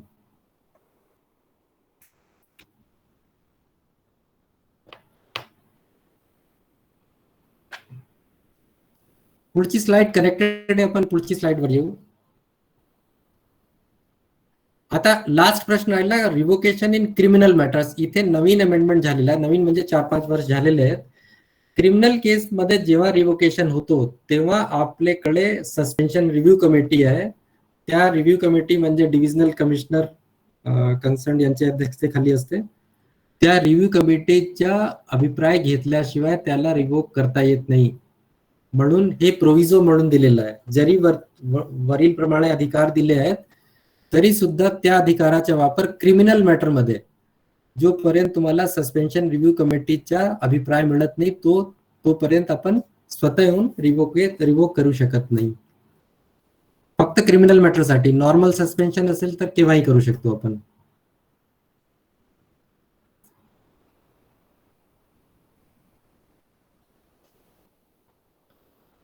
Next slide. आता इथपर्यंत क्लिअर आहे सस्पेन्शन पर्यंत। नेक्स्ट स्लाइड मध्ये फारसं काही नाही, फक्त मायनर पेनल्टीज काय असतात, मेजर पेनल्टीज काय असतात तेवढंच लिहिलेलं आहे, हे सर्वांना माहित आहे। यावर प्रश्न हमखास असतात सर। रिव्यू कमेटी को कोई टाइम लिमिट नहीं है क्या सर? क्योंकि अभी बहुत से आरएफओ ऐसे है जो फौजदारी प्रकरण में है या बाकी चीजों में है, तो उसको अभी 1.5 साल हो गए या 2 साल तक के भी कुछ हमारे बैचमेट है उसमें भी, तो उसको अभी तक के रिवोक नहीं किया गया है सर। तो उसको रिव्यू कमेटी को कोई टाइम लिमिट्स नहीं है क्या सर? कमेटी को टाइम लिमिट है और ये बताया गया है कि आप अनावश्यक किसी को भी सस्पेंशन में नहीं रखेंगे। बिकॉज अगर आप ने कभी फाइल देखी हो, यदि डिवीजन ऑफिस में जाना हो तो अपने बैचमेट्स का या ऐसे केसेस जो रिव्यू कमेटी के सामने गए उसका प्रस्ताव देखना कैसा जाता है। उस प्रस्ताव में 10-15 कॉलम का एक चार्ट होता है, उसमें ये पूछा जाता है कि नाम क्या है, पता क्या है, कौन से पद पे थे, कौन से आरोप में इनको सस्पेंड किया गया, ये वो। उसपे एक बीच में कॉलम बड़ा एक मजेदार होता है। बीच में एक कॉलम होता है की उदरनिर्वाह भत्ता म्हणून आतापर्यंत अदा केलेली रक्कम, आणि ते आपण कॅल्क्युलेट करून लिहितो, आणि ती रक्कम तुम्ही पहा फाइल मध्ये, it goes into lakhs, 2 lakh 3 lakh RFO cadre असेल तो 1.5 साल अगर तुम बता रहे हो तो लाखों में आ जाता है amount. End it is highly objectionable कि पब्लिक मनी किसी भी अधिकारी कर्मचारी को बिना काम लेते हुए पे की जाए, even it is in the form of उदरनिर्वाह भत्ता। So it goes without saying that suspension should not be unnecessary, and if it is done, it should not prolong unnecessarily just because you don't like the face of anybody. So it is incumbent, आवश्यक आहे suspension review कमिटीवर की fairly decision त्यांनी घ्यावे, आणि criminal केसमध्ये जर chargesheet file झाली असेल किंवा इन्क्वायरी पूर्ण झाली असेल किंवा त्या व्यक्तीला त्या ठिकाणाहून बदलून दुसरे सर्कलमध्ये, दुसरे रेव्हेन्यू डिव्हिजनमध्ये इतर नॉन फंक्शनल किंवा इतर योग्य पोस्टिंग दिली जाऊ शकत असेल तर there is no point in continuing the suspension. म्हणून मागची स्लाइड मध्ये मी म्हटलं आहे की अभिप्राय घेणे आवश्यक आहे। जर सस्पेन्शन रिव्ह्यू कमिटीने म्हटलं की याला सस्पेंड करू म्हणजे रिवोक करू नये तर आपल्यावर बंधनकारक नाही की त्याला जसं त्यांनी कमिटीने म्हटलं तसंच करायचे। We can always revoke, but rider is that उनका अभिप्राय आना चाहिए। तुमचा मुद्दा इथपर्यंत मी मानतो, बरोबर आहे की बरेचसे वेळा मीटिंग होत नाही किंवा मीटिंग झाली तर केसची मेरिट न पाहता मेकॅनिकली साहेब की याच्यावर फौजदारी केस म्हणून करू नये असा भूमिका घेणे नियमाप्रमाणे योग्य नाही, आणि it should be fairly decided. या ठिकाणी रोल येते कन्सर्न सीसीएफच्या, डीसीएफच्या, जे व्यक्ती किंवा जे डीसीएफ सीसीएफ तो मीटिंग अटेंड करत असेल, जर कमिशनरचा असा डिसिजन असेल तर फोर्सफुली त्याला कन्व्हिन्स करावं लागेल की साहेब आता काही there is no point in continuing the suspension, आम्ही त्याला इतर ठिकाणी पोस्ट करतो, उगीच विनाकारण पैसा खर्च करू नये त्याच्यावर, बरोबर आहे? स्टेट लेवलला ती जी एक समिती आहे जीएडीच्या सेक्रेटरीच्या अंडर, ते ग्रुप ए साठी आहे। येस सर, आणि त्यामध्ये तर असं स्पष्ट केलेलं आहे की जर मोरल कारणासाठी, मॉरल टर्पिट्यूडच्या कारणास्तव जर सस्पेन्शन असेल तर त्याची रिइन्स्टेशनची case will not be considered before 1 year। हे जीआर मध्ये त्यांनी म्हटलंय, आणि मी म्हणजे ऑफिशियल संवाद करत आहेत, पण हा माझा भाग जो ऑफ द रेकॉर्ड आहे, हा GR it is not in consonance with the rules, because rules मध्ये असा कुठलाही बंधन नाही की त्याला 1 वर्षापर्यंत करू नका किंवा 2 वर्षापर्यंत करू नका। ऍडमिनिस्ट्रेटिव्हली गव्हर्नमेंटने असा जीआर काढलेला आहे की जर मॉरल टर्पिट्यूड, खून, हत्या, बलात्कार वगैरेचे केसेस असतील तर त्याला 1 वर्षापर्यंत घेऊ नका, पण रूल्स मध्ये असा कुठलाही बंधन नाही, कारण की तुमच्या जे काही आरोप असेल त्या व्यक्तीवर तो आरोप सिद्ध अपराध किंवा कन्व्हिक्शन झालेला नाही, म्हणून it is only a allegation which has to be proved before the court of law। So rule में ऐसा कोई बंधन नहीं, फिर भी जीआर वैसा निकला है तो अपन we are all government servant, we are bound to follow that GR, इसलिए वो 1 साल तक लेते नहीं है मॉरल टर्पिट्यूड के केसेस। सर एसीबी की केस मॉरल टर्पिट्यूड में आएगी? यस आएगी, मॉरल टर्पिट्यूड में आएगी। और सर रिसेंटली कुछ कोर्ट्स ने वो डिसीजन दिया है कि जो सस्पेंशन है 90 डेज के ऊपर एक्सटेंड नहीं करो करके। 90 डेज के ऊपर एक्सटेंड नहीं करो उस केसेस में जब आपने ना तो चार्जशीट दी है ना ही कोर्ट में केस फाइल किया, उस केस में। Yes sir. अगर आप कुछ नहीं कर रहे हैं, सोए बैठे हैं, तो भले ही कुछ भी आरोप हो तो उसको रिइंस्टेट करना पड़ेगा।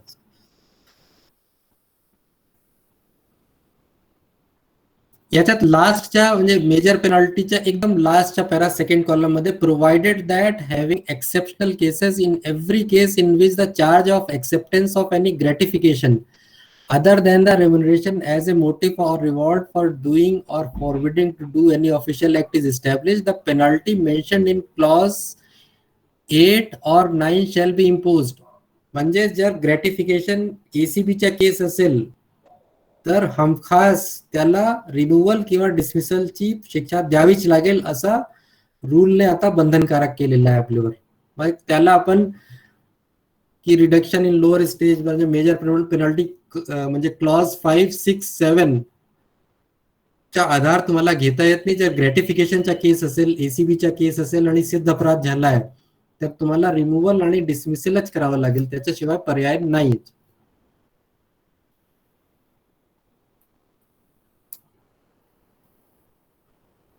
पुढची स्लाइड वर जाता येईल का?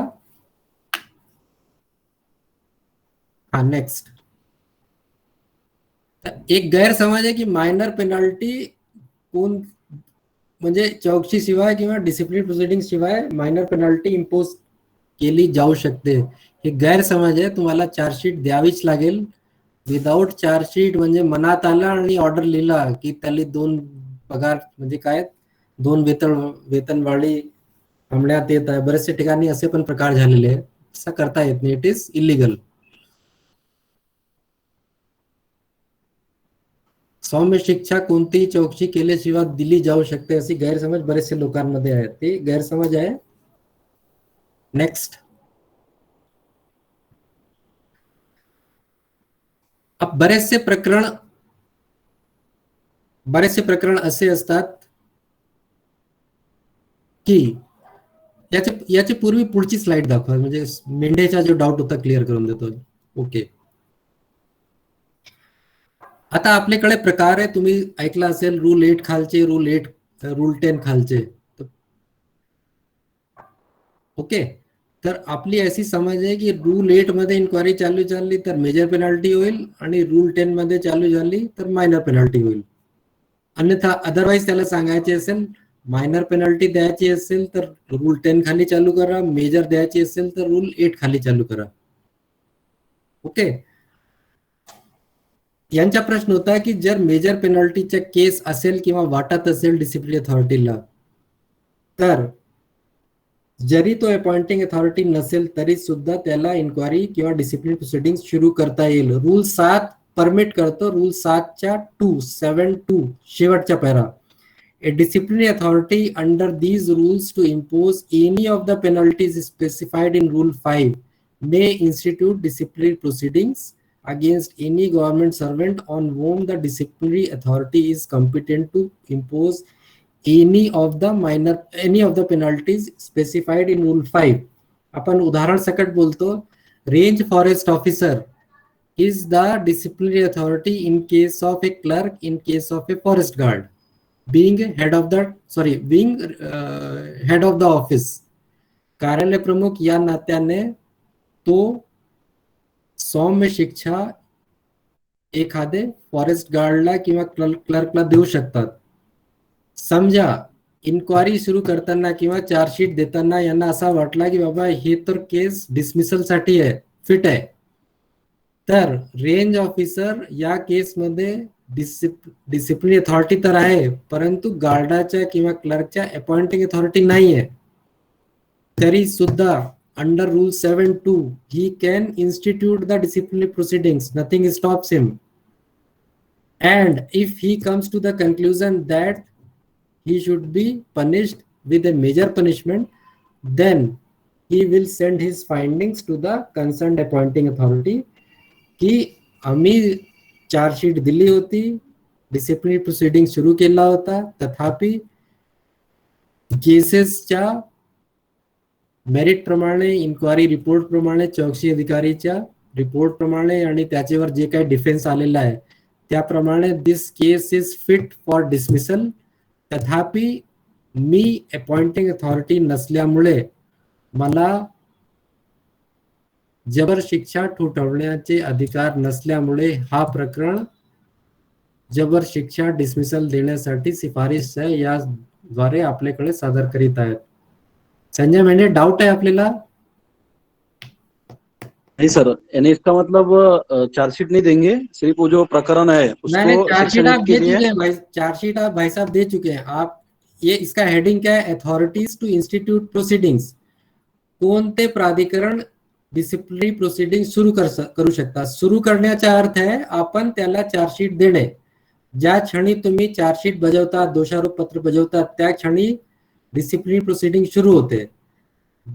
तुम्ही समजा चालू केला रूल 8 खाली इन्क्वायरी, त्याचा जवाब घेतला, जवाबामध्ये गार्डाने चार्जेस डिनाय केले डिनाय केल्यामुळे तुम्ही इन्क्वायरी ऑफिसर नेमला आणि इन्क्वायरी ऑफिसरची रिपोर्ट आल्यानंतर तुम्ही त्या इन्क्वायरी रिपोर्ट संबंधित गार्डाला पुरवली, त्याचे डिफेन्ससाठी चार्ज, त्याच्या प्राथमिक डिफेन्स, इन्क्वायरी रिपोर्ट वरच्या त्याच्या डिफेन्स, हे सगळे मुद्दे विचारात घेऊन तुम्हाला वाटला की बाबा he is fit for removal, but just because you are not the appointing authority, तुम्ही सगळी रमायण आतापर्यंत केलेली आहे, सगळी सत्यनारायणची कथा झालेली आहे, पण त्याला प्रसाद देण्यासाठी तुम्ही सक्षम नाही आहे, म्हणून तुम्ही सगळं प्रकरण with your own original file, with your own recommendation, you will submit to the appointing authority with the recommendation to impose major punishment. आता अपॉइंटिंग अथॉरिटीला तुम्हाला काही क्रॉस क्वेश्चन करायचे, त्याचं निवेदन ऐकून घ्यायचे, ते त्यांच्यावर आहे, पण तुमच्या कॉम्पिटन्स नसल्यामुळे तुम्ही कॉम्पिटंट अधिकारीकडे पाठवतात प्रकरण, फक्त तेवढीच गोष्ट आहे. म्हणून मी सुरुवातीलाच सांगितलं होतं की या रूल्स मध्ये disciplinary authority is the hero of the Hindi film, और चेस मध्ये वजीर जो होता है, ज्याला मंत्री म्हणतो किंवा क्वीन म्हणतात, त्याच्यासारखी, म्हणजे आळा पण जाऊ शकतो, तिरछा पण जाऊ शकतो, पण जर असा काही प्रकरण आला तर मेजर पेनल्टीसाठी त्याला अपॉइंटिंग अथॉरिटीकडे जावं लागतं. Okay sir. इसके अलावा डाउट है किसी को? क्योंकि ये डाउट में रहता है हमेशा कि साहब मैं तो इसके अगेंस्ट चालू नहीं कर सकता हूँ. चालू करने को आपको कोई नहीं रोक रहा है. Same applies in the case of an RFO and DFO. RFO के अगेंस्ट डिसिप्लिनरी अथॉरिटी डीएफओ है, तो बहुत सी दफा हेड ऑफिस में रिप्लाई आते हैं की साहब याच्यावर शिस्तभंग विषयक कारवाई करण्यासाठी सिफारिश है. सिफारिश देने का पगार नहीं देती गवर्नमेंट, क्योंकि आपको पावर दे रखा है, और पावर के नाते आप उसके आरएफओ के अगेंस्ट डीएफओ करके चालू करेंगे, चालू करके फाइंडिंग्स तक आएंगे, और फाइंडिंग्स के बाद यदि लगता है then you will come to your CCF and whosoever it is the appointing authority.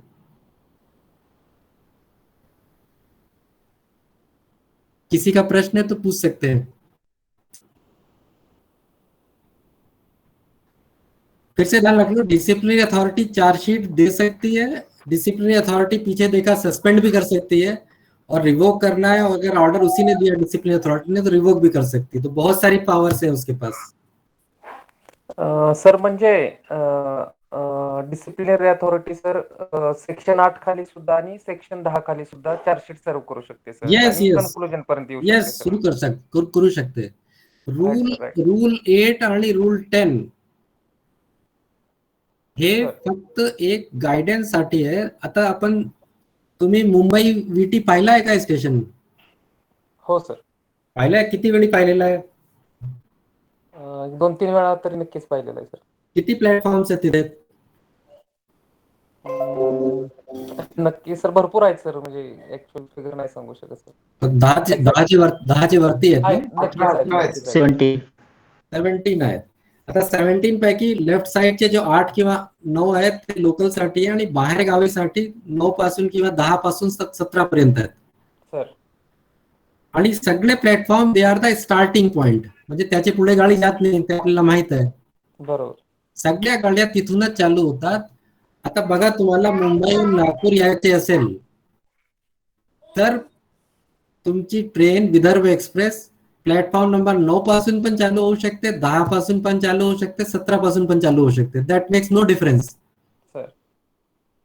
Okay, कारण की मध्ये पटरीमध्ये ट्रॅक्स चेंज करता येतं त्याला, म्हणजे 17 पासून चालू झाली तर इकडे तिकडे फिरून परत ते मेन लाईन वर येते. तो those are the starting point. 302 का मर्डर का केस है, अगर किसी पे एफआईआर हुआ तो इसका ये मतलब नहीं कि उसको फांसी होने वाली है, वो छूट भी सकता है. ओके, इसी तरह से आपने रूल 8 में शुरू किया, और जवाब आने के बाद पता चल रहा है कि उसका तो दोषी नहीं है, तो वो एग्जॉनरेट हो जाएगा. उसका मतलब है कि फांसी हो जाएगी, ऐसा नहीं है. सिमिलरली रूल 10 का केस आपने चालू किया कि माइनर पनिशमेंट देंगे अपन, पर प्रकरण में गंभीरता आ गई, कुछ और ऐसी बात पता चली, तब आपको इंक्वायरी ऑफिसर भी अपॉइंट करना पड़ेगा, और इंक्वायरी ऑफिसर अपॉइंट करके पूरा रेगुलर प्रोसीजर करके you can always impose major punishment. So जैसे ट्रेन का स्टार्टिंग प्लेटफॉर्म है, वैसे ये रूल 8 और रूल 10, बाकी उसमें ऐसा कोई गणित का नियम नहीं है. गेट इट सर, समजलं सर. समजला ना सर. आता मागची स्लाइड वर येऊ आपण. हॅलो. हा बोला. हा सर, ते प्रोसिडिंगचा टाइम पिरियड किती सर? म्हणजे ज्यावेळेस पासून चौकशी चालू होईल त्यावेळेस पासून किती टाइम पिरियड मध्ये संपवली पाहिजे? 6 महिन्यामध्ये आयडियली संपली पाहिजे. आणि हे जे केसेस 2-2 वर्षापर्यंत, मी तुम्हाला जे उदाहरण यवतमाळचं सांगितलं होतं 13 वर्षपर्यंत 14 वर्षापर्यंत, that is all mockery of rules. म्हणजे असं नाही झाला पाहिजे, because rules are very clear. पण जर इम्प्लिमेंट करणारे व्यक्तीला रूल्स बद्दल माहित नसेल किंवा फक्त जे काही ऐकलेलं आहे किंवा फाईलवर पाहिलेलं आहे आणि त्याच्यावर डोक्याचा वापर न करता जर ऍक्शन करत असणार, तर results are very drastic and highly unjustified to the person. 10-10 वर्ष, 5-5 वर्ष, 4-4 वर्ष डी चालू ठेवणे काही अर्थच नाही त्याच्यात. लास्टची स्लाइड, पुढची म्हणजे मागची स्लाइड. आता रूल 8 ते 12 पर्यंत सगळे प्रोसिजर लिहिलेले आहेत. तथापि काही प्रकरण असे असतात की आपल्याला तो माणूसच सापडत नाही, त्याला कुठे नोटीस द्यायचे, काय द्यायचे हे आपल्याला सापडतच नाही, त्याच्या पत्ताच लागत नाही. आणि काही असे कृत्य करत असणार, जर आपल्याला म्हणजे किंवा डिसिप्लिनरी अथॉरिटीला किंवा अपॉइंटिंग अथॉरिटीला वाटला की बाबा योग्यरित्या इन्क्वायरी प्रोसिजर प्रमाणे केली जाऊ शकत नाही, तर रूल 13 इज व्हेरी डेंजरस. आपण त्याला रिझन असाइन करून शिक्षा वगैरे देऊ शकतात. ते एक्स्ट्रा ऑर्डिनरी सिच्युएशन में कारण असाइन करावे लागतात. तो रूल 13 पीछे वाले जितने रूल्स हैं उन सबका बाप है.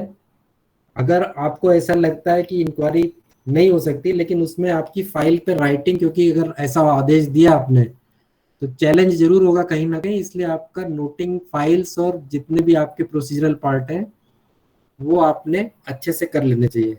यानी कि अगर नोटिस आप दे रहे हो तो आप रजिस्टर्ड पोस्ट से भेजो, अगर नहीं रिस्पॉन्स आ रहा है तो रिस्पॉन्स नहीं आ रहा है और वापस आ गया तो अपनी फाइल पे रखिए, पेपर में एक आधा नोटिस दीजिए. ये सारे काम आपको करने पड़ेंगे. नेक्स्ट, हे कवर झाले ना. हे आता मी प्लॅटफॉर्मचा जो एक्झाम्पल दिला होता ते त्यातली स्लाइड आहे की it is a myth that rule 8 shall always lead to major penalty and rule 10 shall always lead to minor penalty. म्हणजे रूल 10 चा चालू करून मेजर पेनल्टी होऊ शकते, रूल 8 चा चालू करून म्हणजे एक्झॉनरेशन पण होऊ शकते आणि मायनर पनिशमेंट पण होऊ शकते. So that is the point. Next, common proceedings. एखाद्या केसेस मध्ये बरेचसे लोक असतील, जेव्हा असतील बरेचसे वेळी प्लांटेशन फेल्युअर झाला असे केसेस असतात, तर एक व्यक्तीची जबाबदारी आपण फिक्स करू शकत नाही. जर असा केस असेल तर त्याला कॉमन प्रोसिडिंग म्हणजे सामायिक प्रक्रिया त्याच्यासाठी त्याला म्हणतो, त्यानुसार ते प्रकरण हँडल केला जातो. असे प्रकरणामध्ये डिसिप्लिनरी अथॉरिटी कोण राहील याचे बद्दल एक शासनाचा आदेश, शासनाचा म्हणजे समजा 5 व्यक्ती आहे, एक गार्ड आहे, एक फॉरेस्टर आहे, एक रेंज ऑफिसर आहे, एक एसीएफ आहे. सर्वात सिनियर जे अधिकारी असेल किंवा शासकीय सेवक असेल त्याची जी अपॉइंटिंग अथॉरिटी आहे तो ऑर्डर पास करते. म्हणजे जर एसीएफ आरएफओचा केस असेल तर शासनाकडून आदेश पारित होईल की डिसिप्लिनरी अथॉरिटी म्हणून कोण काम करेल आणि इन्क्वायरी कुठे चालू राहील याबद्दल सामायिक प्रक्रिया त्याला म्हणतो. फक्त आठवण ठेवा याची. नेक्स्ट,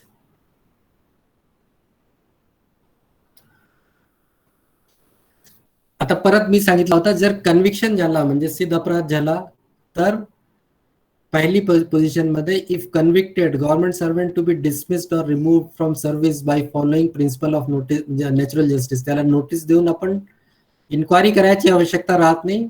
मॅन्युअल प्रमाणे असा तरतूद आहे की तुम्ही फक्त त्याला एक नोटीस द्या की बाबा तुमच्यावर हा शिक्षा का बजावण्यात येऊ नये, त्याचा फॉर्मल रिप्लाय घ्या आणि त्याला रिमूव्ह किंवा डिसमिस करा. सेकंड पोझिशन आहे इफ नॉट कन्व्हिक्टेड. जर कन्व्हिक्टेड होत नाही तर disciplinary authority may consider imposing penalties commensurate with the alleged offence. तथापि हे लक्षात घ्या, तुमचे एक्झामच्या हिशोबाने इम्पॉर्टंट नाही, तथापि तुमची प्रॅक्टिकल समजसाठी मी पॅराग्राफ लिहिलेला आहे, पॅरा 4.61 ऑफ डी मॅन्युअल, म्हणजे विभागीय चौकशी नियम पुस्तिकाच्या पॅराग्राफ जे म्हटले आम्ही 4.61 4.62 तिथे प्रोसिजरल पार्ट आहे, कोणते फॉर्मॅटमध्ये नोटीस द्यायचे, कोणते फॉर्मॅटमध्ये जवाब घ्यायचे आणि त्याचा आदेश कसा पारित करायचे, सगळे फॉर्मॅट तिथे दिले गेले. हे एक्झामच्या पॉईंट ऑफ व्ह्यू इम्पॉर्टंट नाहीये, तथापि कन्व्हिक्शनचे केसमध्ये प्रोसिजर कसे वापरायचे हे तिथे लिहिलेलं आहे, विभागीय चौकशी नियम पुस्तिका. नेक्स्ट, आता रूल 18 प्रमाणे एपिलेट अथॉरिटीज आहेत. ग्रुप ए आणि बी साठी गव्हर्नमेंट आहे, ग्रुप सी आणि डी साठी इमिडिएट सुपिरियर आहे, म्हणजे रेंजर म्हणून, रेंज फॉरेस्ट ऑफिसर म्हणून आणि कार्यालय प्रमुख म्हणून तुम्ही गार्डावर शिक्षा बजावली असेल तर गार्ड ग्रुप सी चा असतो आणि डीएफओ चे नेक्स्ट आरएफओ चे नेक्स्ट इमिडिएट अथॉरिटी काय असते, एसीएफ असते, तर एपिलेट अथॉरिटी तो राहील. ग्रुप ए आणि बी म्हणजे आरएफओ, डीएफओ, एसीएफ यांच्यासाठी अपील फक्त आणि फक्त स्टेट गव्हर्नमेंटकडे लाई करतो. सर इथे गार्डासाठी अपॉइंटिंग ऑथॉरिटी डीसीएफ आहे ना, तर अपील तर अगेन्स्ट ऑर्डर राहील. अपील अगेन्स्ट ऑर्डर आहे. हा, तर मग इथे एसीएफ चा वगैरे रोल येणार नाही, डायरेक्ट सीएफ कडे किंवा सीसीएफ कडे जाईल. नाही, बघा ना, माझ्या उदाहरण काय आहे की रेंज फॉरेस्ट ऑफिसर बिईंग ए कार्यालय प्रमुख आपले खालचे गार्डावर एखादी शिक्षा इम्पोज करतो आणि गार्डाला अपील करायची आहे. गार्ड आपला ग्रुप सी मध्ये आहे. सेकंड रो पहा तुम्ही, मेंबर्स ऑफ ग्रुप सी और D immediate superior of the officer imposing a penalty upon him under rule 5 of these rules and no further appeal shall be admissible to him. म्हणजेच या प्रकरणी range officer म्हणून एखादे RFO ने गार्डावर शिक्षा बजावली असेल तर आरएफओ च्या नेक्स्ट सुपिरियर एसीएफ. ओके, इथपर्यंत मुभा दिली गेली है. नेक्स्ट सुपीरियर एकदम क्लियर वर्डिंग है, मैंने अपनी तरफ से कुछ नहीं लिखा है, जो रूल में है वही वर्डिंग्स लिखा हुआ.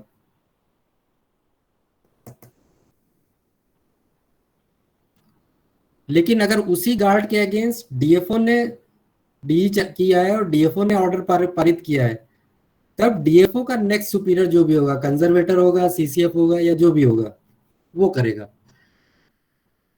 वही गार्ड अगर पीसीसीएफ ऑफिस में काम कर रहा है, वन भवन में काम कर रहा है, उस गार्ड के अगेंस्ट एपीसीसीएफ ने यदि ऑर्डर पारित किया है तो एपीसीसीएफ का नेक्स्ट सुपीरियर पीसीसीएफ ऑफ है, और यदि ऑर्डर पीसीसीएफ ऑफ का है तो वो प्रकरण फिर गवर्नमेंट तक जाएगा. तो इसलिए वर्डिंग बहुत क्लियर है, क्योंकि ग्रुप सी और डी के लोग वन भवन में भी हैं, हेड ऑफिस में भी रहते हैं, सीसीएफ ऑफिस में भी रहते हैं, इसलिए ग्रुप सी और डी के लिए मुभा दी गई है. नेक्स्ट सुपीरियर जो भी होगा उनका, उनके पास जाएगा प्रकरण. और ग्रुप ए और बी का है तो कहीं पे भी कार्यरत हो, it will go to the government as appellate authority. बहुत से केसेस मैंने देखे हैं, आरएफओ या एसीएफ कैडर के, वो अपील कर देते हैं पीसीसीएफ को, फिर पीसीसीएफ क्या करता है, नेहमीप्रमाणे कार्यपद्धतीप्रमाणे सीसीएफचा अभिप्राय मागतो. असे बरेचसे प्रकरण माझ्याकडे सीसीएफ असताना येत होते, तर मी सरळ लिहायचे पीसीसीएफला की तुम्ही याच्यात अपीलेट अथॉरिटी नाहीच आहेत. जेव्हा आमच्याकडे अपीलेट अथॉरिटी कडून येईल तेव्हा आम्ही उत्तर देऊ, असे बरेचसे उत्तर आम्ही लिहिलेले आहेत.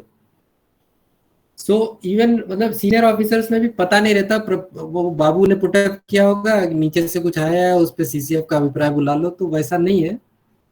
You should know who is your appellate authority. आणि सर्वात महत्वाची स्लाइड आता येते, नेक्स्ट. याला नेहमी वाचा, rule number 26. Every order, notice and other process made or issued under these rules shall be served in person on government servant concerned or communicated to him by registered post. Shall आम्ही लाल कलरने लिहिलेला आहे, option नाही आहे, मे नाही आहे तिथे, shall आहे. आणि शॅल चे पुढे लिहिलेलं आहे की कोणतेही ऑर्डर, नोटीस आणि प्रोसेस जे काही तुम्ही करत असणार, it shall be served in person, म्हणजे वैयक्तिकरित्या त्या गव्हर्नमेंट सर्वंटला किंवा थ्रू रजिस्टर्ड पोस्ट. आणि आपली पद्धती कशी वानखेडे साहेब सर्व करण्याची, आपण ऑफिशियली पाठवून देतो. कसं पाठवतो त्याला सांगा जरा. अपन अपन लिहितो की फलाने फलाने संजय मेंढे मार्फत कन्झर्वेटर, आता ते मेंढे बसतात भंडाराला, कन्झर्वेटर बसतात नागपूरला, तर त्याचेपर्यंत जाईपर्यंत 2 महिने 4 महिने तसेच निघून जातात. Whereas the rule makes mandatory upon you that either it should be served on Sanjay Mende in person or it should be communicated to him by registered post. मार्फतचा प्रश्नच नहीं है इथे. पूरे प्रोसेस में तो ऐसे ही आ रहा है, गवर्नमेंट से आता है, फिर वो पीसीसीएफ ऑफिस, वहां से सर्कल ऑफिस, फिर वो डीसीएफ ऑफिस, फिर वो आदमी तक जाता है. अब इसके आगे मैं भाष्य नहीं कर रहा हूँ, लेकिन ये रूल में लिखा है, यही वर्डिंग है, मैंने अपनी तरफ से कुछ नहीं लिखा है. और शैल पे सिर्फ शैल को लाल कलर से लिखा है, इतना अपने मन से किया है. सर इन पर्सन में वो भी है ना, उसकी अगर लॉक है उसका घर, तो घर पे वो नोटिस चिपका के वो भी आएगा इन पर्सन में. यानी अगर आपको घर पता है तो what stops you from making a registered post? हाँ नहीं, रजिस्टर्ड पोस्ट से भेजते ही है हम लोग. उसके अलावा भी कुछ लोग वो लेके जाते हैं, फिर वो वहां रहता नहीं है, ताला लगा के जाता है, तो फिर उसको चिपका के उस पे फोटो वोटो लेके सर्व करके बता दे. नहीं, ये उद्योग करने से आसान है.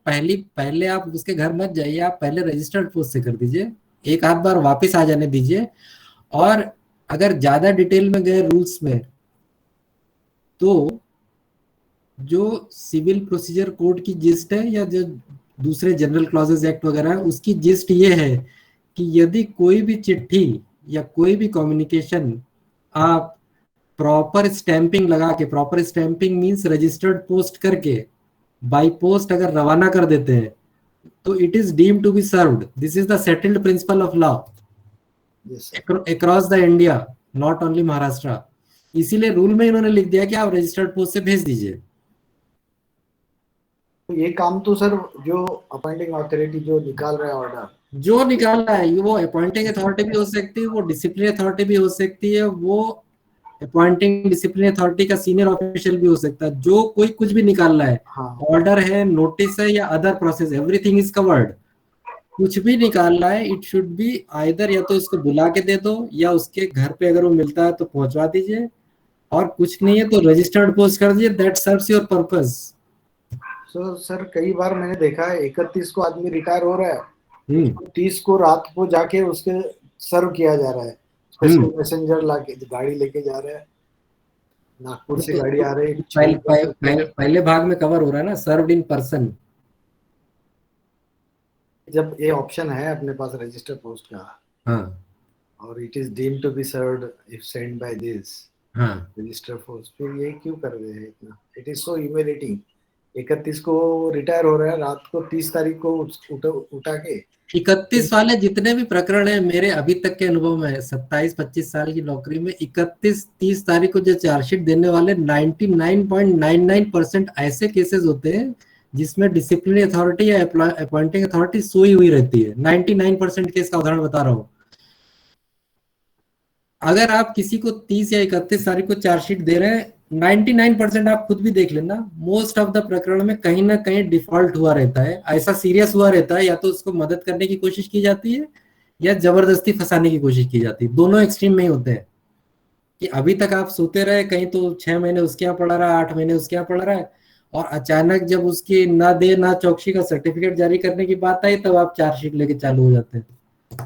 99% केसेस का हाल बता रहा हूँ. या तो उसको जबरदस्ती फंसाया जा रहा है, या फिर कहीं ना कहीं कोई ना कोई एजेंसी सोई हुई है. मतलब आरएफओ या एसीएफ का केस हो, कहीं ना कहीं बीच में ऐसा घोल होगा कि जहां पे आपको मिल जाएगा कि जानबूझ के रखा गया है, या नेग्लेक्ट की वजह से या इग्नोरेंस की वजह से वो पड़ा रह गया है.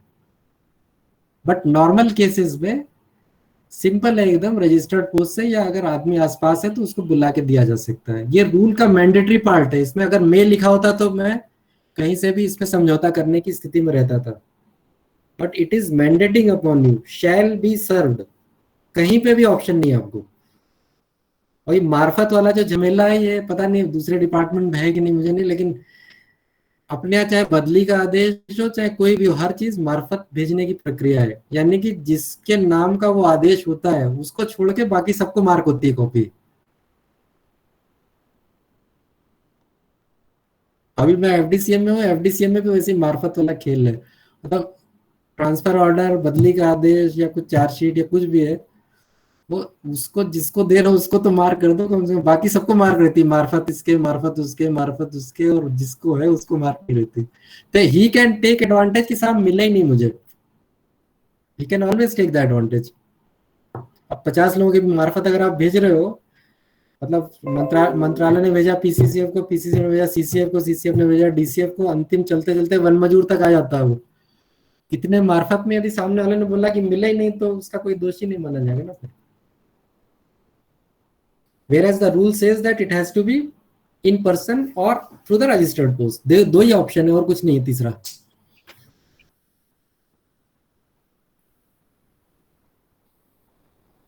फिर से किसी को प्रश्न हो? मेरा ओवर टाइम हो गया भाई वानखेड़े साहब। Yes sir. लेकिन 60 लोग शुरू में थे, अभी भी 60 के 61 है। नॉट आउट है क्या? अच्छा नहीं ये हॅलो सर। हाँ बोला। सर एका गार्डनी त्याच्या बिटामध्ये अवैध वृक्षतोड झाली, तर आरएफओ साहेबांनी पीओआर जारी केला, चौकशी केली, प्रकरण पूर्ण बनवून डीएफओ कडे पाठवलं आणि 68 मध्ये ते तडजोड करण्यात आलं आणि त्या बीट गार्डवर त्यानं आपल्या कर्तव्यात कसूर केला आणि शासनाचं नुकसान झालं, याच्यामुळे त्याच्यावर 3-4 हजार रुपयाचा दंड झाला। कोणावर? तर बीट गार्डवर। अच्छा, बीट गार्डवर कसा दंड झाला? सेक्शन 68 खाली केला सर, अपराधाबद्दल नुकसान भरपाई म्हणून स्वविवेकानुसार अशी रक्कम स्वीकारली। म्हणजे गार्डाकडून वसुली केली का? हो। तर याच्या म्हणजे गार्डाला आरोपी बनवला होता का पीओआर मध्ये? हो, नाही आरोपी नाही बनवलं सर, परंतु शासनाचं नुकसान झालं म्हणून त्याच्याकडून नुकसान भरपाई घेण्याचा आदेश काढला। कोणी काढला? डीएफओ साहेबांनी। मला तो ऑर्डर शेअर करा जरा प्लीज। परंतु एनएनटीआर का आहे सर? एनएनटीआरचा आहे। हा सर। तर याच्यामध्ये प्रश्न असा होता सर, जर भारतीय वन अधिनियम 1927 नुसार 68 मध्ये जर त्याच्यात नुकसान भरपाई जर आरोपी जर फॉरेस्ट गार्ड असेल तर तो करता येईल का विदाउट प्रोसिजर महाराष्ट्र नागरी सेवा शिस्त वापील? नाही, माझा पहिलाच प्रश्न होता की पीओआर मध्ये त्या गार्डाला आरोपी म्हणून दाखवला आहे का, किंवा तुमचे गुन्हे कामचे जो केसेस आहेत त्यामध्ये कुठेही त्याच्या गार्डाचा नाव संशयित आरोपी म्हणून आलेला आहे काय? नहीं सर, नहीं आलेगा। नहीं आलेगा। सर इसमें क्या हुआ है, एक बीट में अवैध वृक्षतोड़ हुई है, उसके बाद वो गार्ड ने उसका पीओआर बुक करके चौकसी राउंड ऑफिसर या आरएफओ जिन्होंने भी चौकसी किए होंगे, उसके बाद वो 68 कंपाउंडिंग के लिए एसीएफ साहब के पास भेजे है। तो उसमें ये चीजें आगे रखी गई कि जो बीट गार्ड था वो पेट्रोलिंग और बाकी चीजें उसकी जो गवर्नमेंट ड्यूटीज है वो बराबर कर नहीं रहा था, इसीलिए वो इलिसिट हुई है। तो फिर एसीएफ साहब ने जो कंपाउंडिंग का आदेश, कंपाउंडिंग बोलो या उसको नस्तीबद्ध बोलो, उसमें ऐसा लिखा है कि जो गार्ड था, गार्ड के ऊपर उन्होंने रिकवरी बैठा लिया है 4000 या 5000 करके। तो अभी आरएफओ गोंदिया का वही क्वेश्चन था कि विदाउट डिसिप्लिनरी एक्शन कोई भी स्टाफ, जो सबऑर्डिनेट स्टाफ है, उसके ऊपर ऐसी पेनल्टी बैठा सकते या नहीं बैठा सकते सर? नहीं, यहाँ पे दो चीज में अपन मिक्सअप कर रहे हैं। देखो जो 68 है, 68 है कंपाउंडिंग का, इंडियन फॉरेस्ट एक्ट का। फॉरेस्ट एक्ट की बात हो रही ना, वाइल्ड लाइफ एक्ट की बात नहीं हो रही ना? नहीं sir, Indian forest act sir. हाँ, तो इंडियन फॉरेस्ट एक्ट का जो 68 है उसमें जो वसूली करनी है वो वसूली है in lieu of forest offence. जो फॉरेस्ट ऑफेंस हुआ है उसका जुर्माना आप ले रहे हो, ठीक है? तो जुर्माना किससे लोगे, किस बात का ले रहे हो? फॉरेस्ट ऑफेंस का जुर्माना ले रहे हो। तो किससे लोगे? सड़क चलते आदमी से लोगे?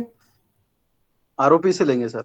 यानी जिसने जुर्म किया है, जिसने गुनाह किया है, या जो संशयित आरोपी है, उसी से लोगे।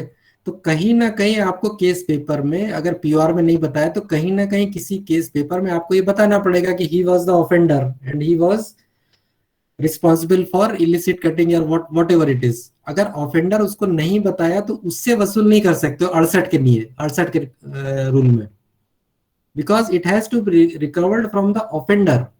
तो जब तक उस गार्ड को ऑफेंडर अंडर फॉरेस्ट एक्ट नहीं बताओगे किसी ना किसी सेक्शन में, तब तक उससे वसूली नहीं कर सकते हो। ये हो गया 68 का भाग। अब आप चाहते हो कि जो जंगल का नुकसान हुआ है, पहली बात तो जंगल के नुकसान के लिए उसमें कोई तरतूद नहीं 68 में।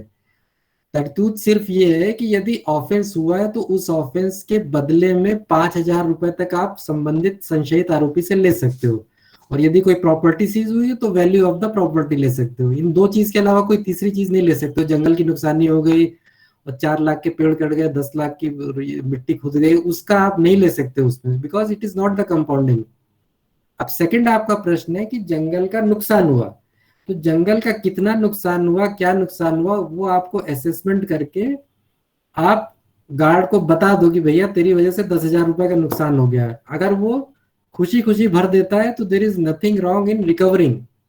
प्रशासकीय रीत्या मैंने बता दिया कि तेरी निष्काळजी की वजह से ये 10,000 का नुकसान हो गया, मैंने नोटिस दी उसको, और वो खुशी खुशी भर देता है कि ठीक है मेरी पगार से 10,000 रुपए काट लीजिए, बात खत्म हो गई।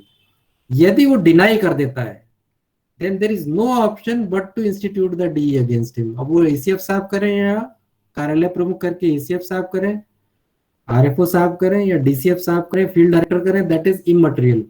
अगर नुकसान भरपाई देने के लिए डिनाई कर दिया उसने, तो शासन के हुए नुकसान की वसूली करना it is one of the punishment under rule 5।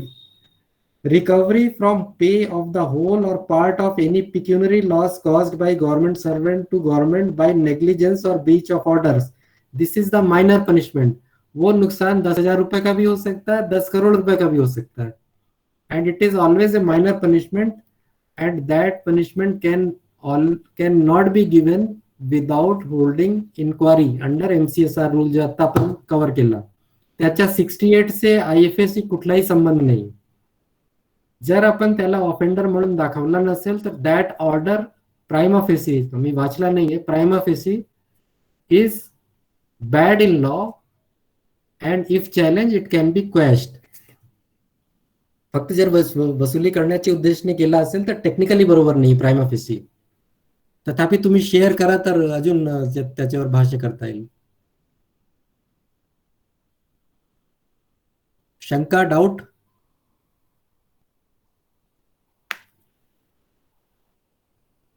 Sir without D अगर से वो आपने जैसे बोले कि वो अगर से वो भरने के लिए तैयार है तो लॉजिकली वो लीगली उसको कैसे बैठा लेंगे सर? लीगल का प्रश्न नहीं ना भाई। मैं तुम्हारे सामने तुम्हारे साथ बैठा हूँ, तुम्हारा मोबाइल हाथ में लिया, मेरे से गलती से गिर गया, तुम्हारा 10,000 20,000 का मोबाइल नुकसान हो गया और तुम बोलते हो कि मेरे को 15,000 20,000 रुपए दे दीजिए, मैंने दे दिया, बात खत्म हो गई ना। उसमें काय का पुलिस केस और काय का सिविल सूट। वैसे यहाँ पे बात है कि अगर फॉरेस्ट गार्ड की जवाबदारी है फॉरेस्ट का प्रोटेक्शन करने की, अगर उसकी बीट में उसकी निष्काळजीपना से नुकसान होता है और यदि उसको वो बात मान्य है कि ठीक है साहब मेरे उससे नुकसान हो गया और मैं 10,000 रुपए भरने के लिए तैयार हूँ, तो बात खत्म हो गई ना। इस पे दो अलग अलग ऑर्डर निकलेंगे। 68 का अगर से उसको कंपनी करना है, आरोपी शोध नाही लागला तर त्याचा एक वेगळा ऑर्डर होईल आणि इकडं पेनल्टीचा एक वेगळा ऑर्डर। आरोपीचा शोध नहीं लागला तर unless you make him the offender how can you recover, क्योंकि उसका 68 का रिकवरी ऑफेंडर से ही करोगे ना। मैं तुमसे पहले ही प्रश्न पूछा कि सड़क चलते आदमी से तो ले नहीं लोगे ना, वो देगा तुम्हें। तो unless you make that forest guard as offender and define the offence कि कौन सा ऑफेंस उसने कर दिया, खुद तोड़ा या दूसरे को तोड़ने में मदद की, कहीं ना कहीं उसको बैठाना पड़ेगा ना सेक्शन 26 में या जहां पे भी तुम्हें बैठाना है।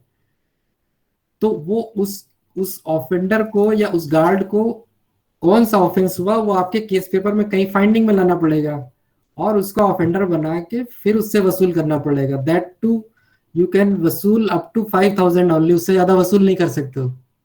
लेकिन जंगल की अगर नुकसानी हुई तो सेक्शन 68 में जंगल नुकसानी की वसूली की कोई सी भी तरतूद नहीं है। अगर आपको लगता है ज्यादा नुकसान हो रहा है then you proceed to for prosecution. Okay sir.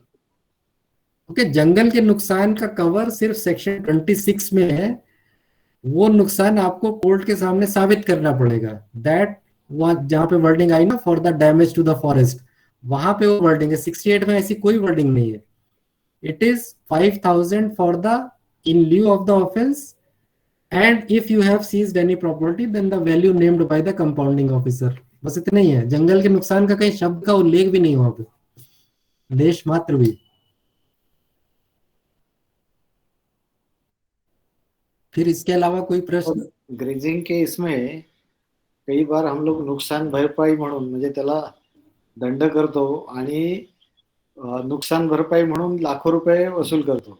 मेंढपाल लोग को तो मेंढपाल और काठवाड़ी तो हाँ, वो मेंढपाल लोग तो जितना मांगो दे देते हैं, बट आपका सिर्फ वो हाई हैंडेडनेस है। हाँ, सीज करके अगर आपने उसकी 100 गाय या बकरी जो भी है, शीप है, उसको सीज किया और उसकी वैल्यू आप मांग रहे हो by way of compounding order, then it's okay. There is no शब्द ऑफ दंड और fine in that section 68 because आपका आरोपी संशयित आरोपी है, उस पर प्रूव नहीं हुआ है। Just because he is admitting and he is ready for out of court settlement, therefore you are taking the money you have named. Otherwise उसका गुनाह सिद्ध नहीं हुआ है, कन्विक्ट नहीं हुआ है। सिर्फ आपके दंड लेने से, तथाकथित दंड लेने से या कीमत लेने से वो तुरंत का तुरंत छूट जाएगा और आपको भी झमेला खत्म हो जाएगा। कोर्ट में ले जाना, प्रोड्यूस करना, ये करना, वो करना, उससे छूट जाओगे। इसलिए ये दोनों की सहमति से एक व्यवस्था है, उसके अलावा कुछ नहीं है। On record also we use the word की जंगलाचं नुकसान केलेले त्याची किंमत 1 लाख रुपये आणि 100 जनावर होते, प्रति जनावर 1000 रुपये किंवा 100 रुपये असे मिळून इतके 1,20,000 रुपये असं ते आपण त्याला हे करतो, म्हणजे वसुली दाखवतो। जनावरांची किंमत पर्यंत बरोबर आहे तुमच्या, पण जंगलाच्या नुकसानचा अजिबात उल्लेखच नाहीये त्या सेक्शन मध्ये 68 मध्ये। सो आपला इग्नोरेन्स आहे, जे काल रामाराव साहेब म्हणत होते, थोडासा इग्नोरेन्स आहे फॉरेस्ट एक्ट त्याच्यामध्ये, तो त्याचा भाग आहे। आणि not only lower level, even up to बहुत सीनियर ऑफिसर भी उसको दंडी बोलते हैं। काहीतरी दंड घेऊन त्याला हे करावं, सेटल करा केस, म्हणतात की नहीं म्हणतात? तो दंड कहीं शब्द का उल्लेख 68 में नहीं है क्योंकि वो कंपाउंडिंग है, it is out of court settlement. दंड केवल कोर्ट ही दे सकता है, ट्रायल कोर्ट, और कोई नहीं दे सकता दंड। म्हणजे हा नुकसान भरपाई हा शब्द पण नाही वापरला पाहिजे। अरे जब एक्ट में नहीं तो मन से कैसे वापर कर लोगे भाई? तो सभी लोग नुकसान म्हणायचं काय मग सर त्याला, नक्की म्हणायचं काय सर? एकदम क्लिअर कट म्हटलेलं आहे ऍक्ट मध्ये, जे ऍक्ट मध्ये म्हटलं तेच म्हणा, गुन्हा केल्याबद्दलच्या भरपाई। आणि जर तुम्ही प्रॉपर्टी जप्त केलेली असेल, प्रॉपर्टी बैलगाडी पण असू शकते, प्रॉपर्टी कॅटल पण असू शकतात, त्या प्रॉपर्टीची कंपाउंडिंग ऑफिसरने नेमलेली किंमत, value named by the compounding officer, हे दोनच वर्ड आहेत। दंड नावाची गोष्टच नाही तिथे, कारण की दंड फक्त कोर्टच देऊ शकतो। तुम्ही सेक्शन 26 वाचा, तिथे दंड मिळेल, कारण की तिथे कोर्ट आहे। 68 मध्ये कोर्ट नावाचा प्रकारच नाहीये, म्हणून दंड नावाचा उल्लेख नाहीये त्या ठिकाणी।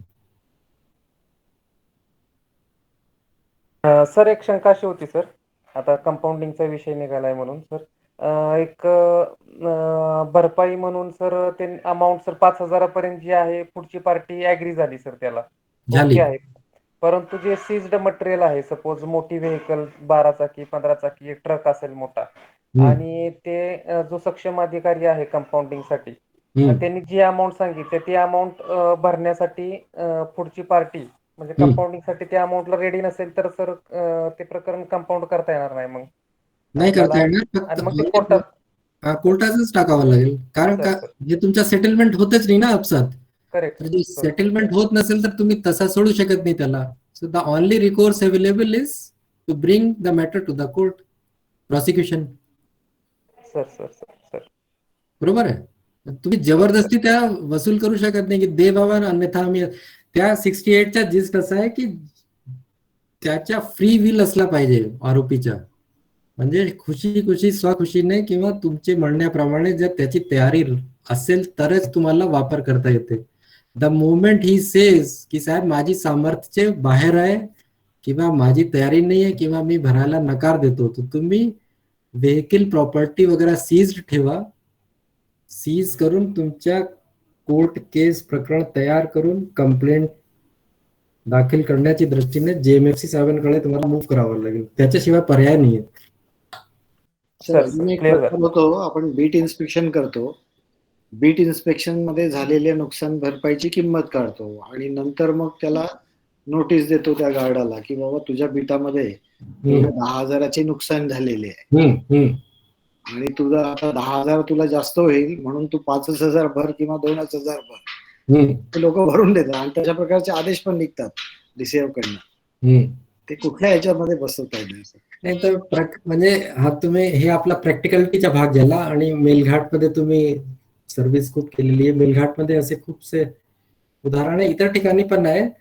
पण जरी आपण प्रॅक्टिकलिटीची दृष्टीने ठीक आहे, बरोबर आहे, पण तुम्ही ऑडिटचे व्यक्तीच्या दृष्टीने पहा. तुम्ही स्वतः म्हणतात की नुकसान 10,000चे आहे, म्हणजे शासनाच्या 10,000चे नुकसान आहे because of negligence of guard, forester और कलेक्टिव्ह नेग्लिजन्स ऑफ एव्हरीबडी. म्हणजे एखाद्या बीट मध्ये जर एवढा नुकसान असेल तर तो गार्ड, त्याच्या प्रेडिसेसर किंवा फॉरेस्टरचा दुर्लक्ष असेल किंवा रेंजर साहेब पण नसतील गेले तिथे किंवा कोणाच्याही लक्ष नाहीये, तर कलेक्टिव्ह पण असू शकते. फक्त तुम्ही त्याला असं सांगितलं की बाबा तुझ्या 10,000चे नुकसान आहे, पण तुमची सामर्थ्याप्रमाणे आम्ही 2,000 किंवा 5,000 वसूल करतो आणि त्यांनी दिले, तर ऑडिटची दृष्टीने 5,000च्या अजून आउटस्टँडिंग आहे and it has to be recovered for the sake of audit purpose. तर असे प्रकरण ऑडिटची दृष्टीने किंवा म्हणजे फायनान्शियल दृष्टीने आक्षेपार्ह ठरतात. टेक्निकली जेवढा नुकसान आहे तेवढा कंपन्सेट झाला पाहिजे आयडियली, पण प्रॅक्टिकलिटीने तुम्ही बरोबर म्हटला की तो 5,000 भरू शकत नाही, 10,000 भरू शकत नाही. So prevention is better than cure. So म्हणजे बीट चेकिंगच्या आता माझी माहितीप्रमाणे 3-4 महिने पहिले, 4 महिने पहिले किंवा डिसेंबर जानेवारीच्या महिन्यामध्ये एक डिटेल्ड ऑर्डर निघालेला आहे APCC प्रोटेक्शन कडून. कमीत कमी सर्क्युलेट करा लोकांमध्ये, म्हणजे असे प्रकरण होऊच नाही. बीट इन्स्पेक्शन मध्ये जी काही वेळा किरकोळ नुकसानी असते 1,000-2,000 पर्यंत, तर आपण रिकमेंड करताना हे करतो की त्या गार्डाला किंवा फॉरेस्टरला ताकीद देऊन नुकसानी माफ करण्यात यावी. तर अशी तरतूद आपण कुठल्या आधारे करू शकतो किंवा ते करणं बरोबर आहे का? प्रॅक्टिकली बरोबर आहे, पण टेक्निकली ऑडिटची दृष्टीने बरोबर नाहीये, कारण की 1,000च्या गव्हर्नमेंटचं नुकसान झालेलं आहे, तर कुठेतरी कंपन्सेट झाला पाहिजे थिओरिटिकली म्हणजे टेक्निकली. पण प्रॅक्टिकलिटीने बरोबर आहे की ताकीद दिली, त्यांनी सर्व प्रयत्न करून सुद्धा जर नुकसान होत असेल. नाही, काही एरियाज तर व्हलनरेबल आहेतच सर. म्हणजे तुम्ही तिथे आर्मी जरी बसवली तरी तिथे तोरटी चोड होणारच आहे. बरोबर आहे, बॉर्डर्स वगैरे. म्हणून सांगतो प्रॅक्टिकलिटीच्या दृष्टीने एकदम बरोबर आहे. नाही तर म्हणून आपण अशा प्रकारचं जर रेकॉर्डवर घेतलं, कारण रेकॉर्डवर घेतोच आपण, बीट इन्स्पेक्शन करतो, किती थूट आहे, त्याची गर्थ काय, त्याच्यावरून आपण त्याची व्हॅल्यू काढतो, त्याचा POR पण जारी करतो. So that has come on record. कालांतराने ती केस मग आपल्याला आरोपी मिळत नाही म्हणून काही दिवसानंतर त्या फाईल करून टाकतो केसेस, आणि हा असा लॉस कधीच रिकव्हर होत नाही. नाही, कधी इरिकव्हरेबल लॉस आहे. आणि ते ऑडिट पॉइंट आउट करतं. ऑडिटला आपण ते काही जस्टिफिकेशन वगैरे देतो, अनेक वर्ष चालताना ते मग हळूहळू त्याची तीव्रता कमी होऊन जाते आणि तो ड्रॉप पण होतो नंतर. त्याच्या टेक्निकल जो रिप्लाय आहे किंवा असे जे प्रकरण, त्याच्यात एक पुढची प्रक्रिया एक राईट ऑफची, निर्लेखनची प्रक्रिया आहे. तर निर्लेखन मध्ये सुद्धा बरेचसे डेलिगेशन देण्यात आलेले की 10,000 पर्यंत या अधिकारीपर्यंत, मला आता आठवण नाहीये. आणि शेवटची जे पॉवर आहे ते शासनाकडे, म्हणजे तिथे हेडिंगच असं आहे की शासनाचे वसूल न होऊ शकणारे नुकसानाचे निर्लेखन करणे. तर त्या कॅटेगरीमध्ये आपल्याला टॅकल करावं लागेल टेक्निकली, पण विथ ऑल प्रॅक्टिकलिटीज म्हणजे ते होत नाही तसं. स्टेट लेवलचा जर विचार केला तर इट्स इन करोर्स. करोड आहे. आणि जर असं म्हणजे एखाद्या वेळेस नोटीस मध्ये आला शासनाचे, तर 50 प्रश्न विचारतील, कोण होते जबाबदार, त्याचे पूर्वी कोण होते, है ना, सगळ्यांची लिस्ट द्या. तिथे तिथला डेस्क ऑफिसर तसेच प्रश्न विचारेल. त्याला मेलघाटच्या किंवा दुर्गम भागात प्रोटेक्शनच्या वल्नरेबल बीट्स काय असतात याच्या कल्पना नसतात. पण टेक्निकल उत्तर तसंच आहे. Although it is objectionable by the audit, but within the practical situation, within a given limit हम लोग टॉलरेट करते हैं. पर जहाँ पे अतिरेक हो जाता है वहाँ वसूली करना ही पड़ता है. कहीं कहीं पे बहुत सी जगह पे है वो, मतलब नुकसान होता ही होता है. अपने को पता है नक्सलाइट एरिया है, बहुत सारा और भी चीज है, तो नुकसान होता है. पर उसका टेक्निकल उत्तर वही कि उसको राइट ऑफ करके ही आप मार्गी लगा सकते हैं, बट वो हो नहीं पाता है, होना शक्य भी नहीं है. पण मग असं दरवर्षी जसं डिसेंबरला आपलं वर्ष संपतं, त्या वर्षभरात एवढं मोठं नुकसान झालं, त्याची प्रक्रिया नुसती राईट ऑफ जर करायची असेल तर फार मोठी होऊन जाईल ती. फार मोठी होऊन जाईल आणि तेवढा सहज पण नाही आहे. कारण की असं प्रकरण शासनाकडे गेलं तर शासन मग आपला म्हणजे जो फॉरेस्ट डिपार्टमेंट आहे तो सुद्धा सक्षम नाही, तो फायनान्स डिपार्टमेंटकडे पाठवेल. तो म्हणजे एक मोठा प्रकार होण्याच्या हे म्हणजे शक्यता राहील. पण टेक्निकल उत्तर तसंच आहे. Although I admit that it is practically not possible, impossible.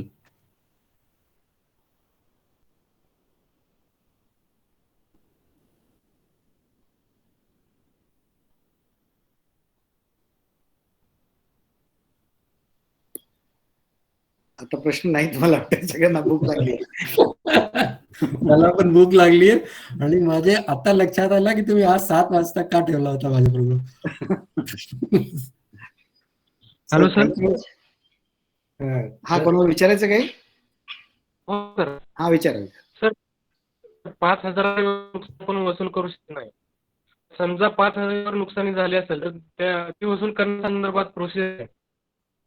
5,000 तर मी सांगितलं होतं की ऑफेन्सच्या बद्दल आहे, आणि 5,000 वरती असेल तर परत डीची मार्गावर आपल्याला यावं लागेल.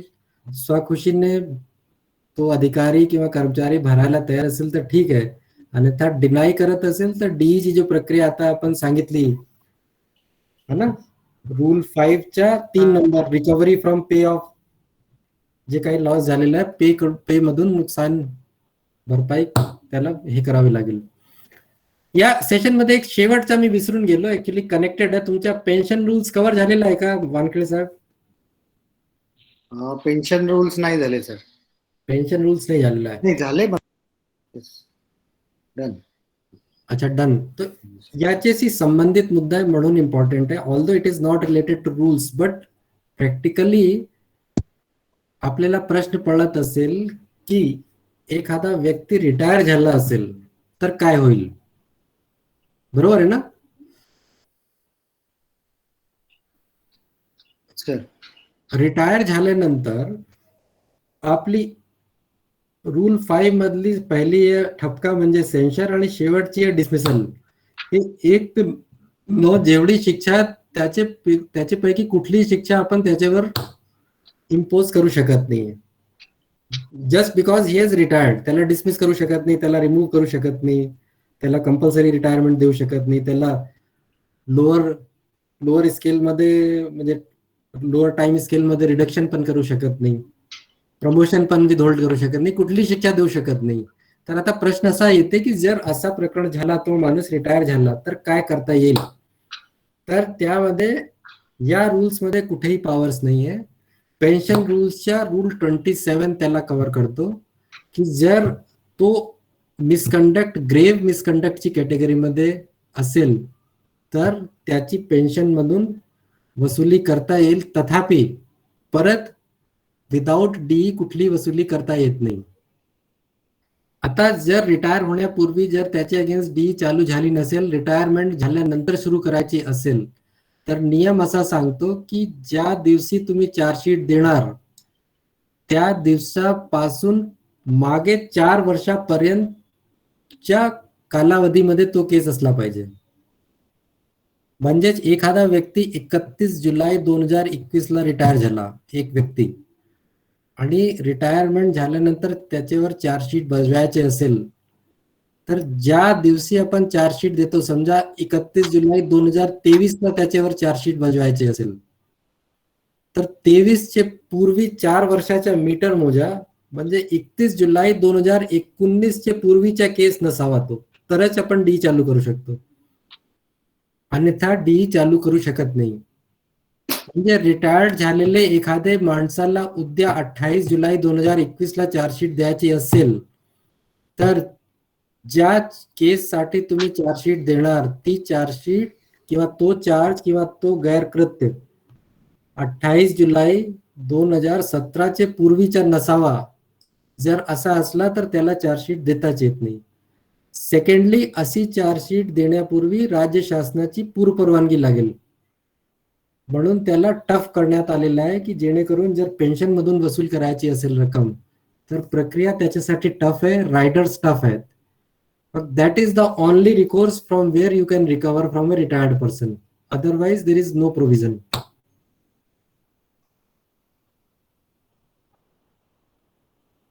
क्लियर आहे? This is rule 27 of pension rules. या रूल्स मध्ये नाही येतो, ज्यांनी पेन्शन रूल सांगितलं असेल त्यात तिथे कुठेतरी आला असेल.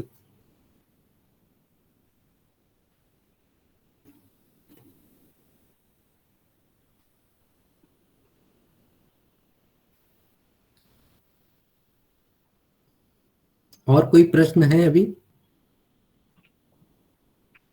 नहीं, अभी सबको भूख लग गई सर. विल स्टॉप अभी. Sir thank you very much sir. मजा आया कि नहीं ये बताइए. सर बहुत मजा आया, और शायद और डिमांड आएगा लेक्चर लेने के. नहीं, आपको इसका बैकग्राउंड बता दें, आप भी जब मैं बुल्ढाना डीएफओ था तब आप मेलघाट में थे. वानखेड़े साहब हो ना अभी? वानखेड़े साहब कनेक्टेड हो ना आप? ऐकतोय सर आम्ही ऐकतोय सर. नहीं, पण वानखेड़े साहब हैं कि नहीं? चले गए? चले गए. नाही असतील सर, ते हे झाले असतील सर, चुकीने डिस्कनेक्ट झाले असतील सर. अच्छा, तो केस ऐसा, मैं डीएफओ था बुल्ढाना में, वानखेड़े साहब उस समय मेलघाट में डीएफओ हुआ करते थे, और क्योंकि डी वगैरह के मैटर स्थापना का विषय प्रादेशिक सीसीएफ के पास ही रहता है, तो सीसीएफ अमरावती उस समय तस्नीम अहमद साहब थे हमारे, और डी का जब बढ़ावा लेते थे तो हमारे को बहुत झापते थे वो, कारण की हम भी ऐसे ही फेका फाकी के उत्तर दे के याचेकडून माहिती प्रलंबित है, त्याचेकडून माहिती प्रलंबित है, ऐसा करके कुछ तो रिप्लाई दे देते थे. तो हुआ क्या है कि उस समय बुल्ढाना में करीब 25 से 30 केसेस प्रलंबित थे, 6 साल से, 8 साल से, 10 साल से. तो मेरे को एक बार उन्होंने डीओ लिखा था की डीचे बद्दल डीएफओ बुलढाणा यांची कारवाई एकदम दुर्लक्षपूर्ण आहे आणि यांचा कुठलाही लक्ष नाही आहे, आणि जे काही लिहू शकत होते डीएफओ म्हणजे हे भाषा वापरू शकत होते ते वापर केली, आणि असा एक म्हणजे घाणसा पत्र लिहिला. तेव्हापासून म्हणजे मी म्हणजे त्याला रूल्सला किंवा याची डीईची मॅन्युअल आहे ते नॉवेल सारखा वाचला, आणि जे काही डाऊट्स होते ते त्यांच्याकडूनच क्लिअर करून घेतले. तेव्हापासून माझा इंटरेस्ट या म्हणजे डीईचे बद्दल किंवा या केसेस बद्दल माझा इंटरेस्ट झाला. आणि तुम्हाला जर सेशन चांगला वाटला असेल तर खूप चांगली गोष्ट आहे. कन्फ्युजन दूर झाला असेल तर sir even otherwise you can revert to any time at any time to my WhatsApp. Right sir, right. Chat box मध्ये तुमचे कमेंट्स टाका कृपया, so that we can communicate to the speaker. Wankhede साहब, आपको याद है तस्नीम साहब कितना झापते थे हम लोग को? yes sir. बेवकूफ जैसे हम लोग सुनते थे. हम लोग बेवकूफ जैसे सुनते थे प्रवचन की तरह, लेकिन वो डांट खा के मतलब पक्के हो गए. Yes sir. हाँ, तो अगर अच्छा लगा आपको सेशन तो अच्छी बात है. कोई डाउट हो तो आप वैसे भी पूछ सकते हैं. सेशन लाइव होता तो और मजा आता था मुझे, लेकिन ठीक है, कोई बात नहीं. सर आईएफए के अपन ने 29 और 30 को रखा है. 30 को मत रखिए, 29-30 को मत रखिए. वानखेड़े साहब थोड़ा सा मेरा भी टाइट है, और 30 को क्या है कि शायद इनका रिटायरमेंट के भी लोग बहुत सारे. 31 को इस बार ये छुट्टी आ रही है ना. Right sir. 29 का भी नहीं.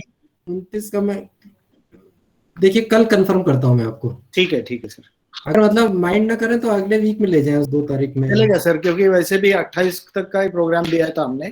कल हम शाम को कंक्लूड कर रहे हैं.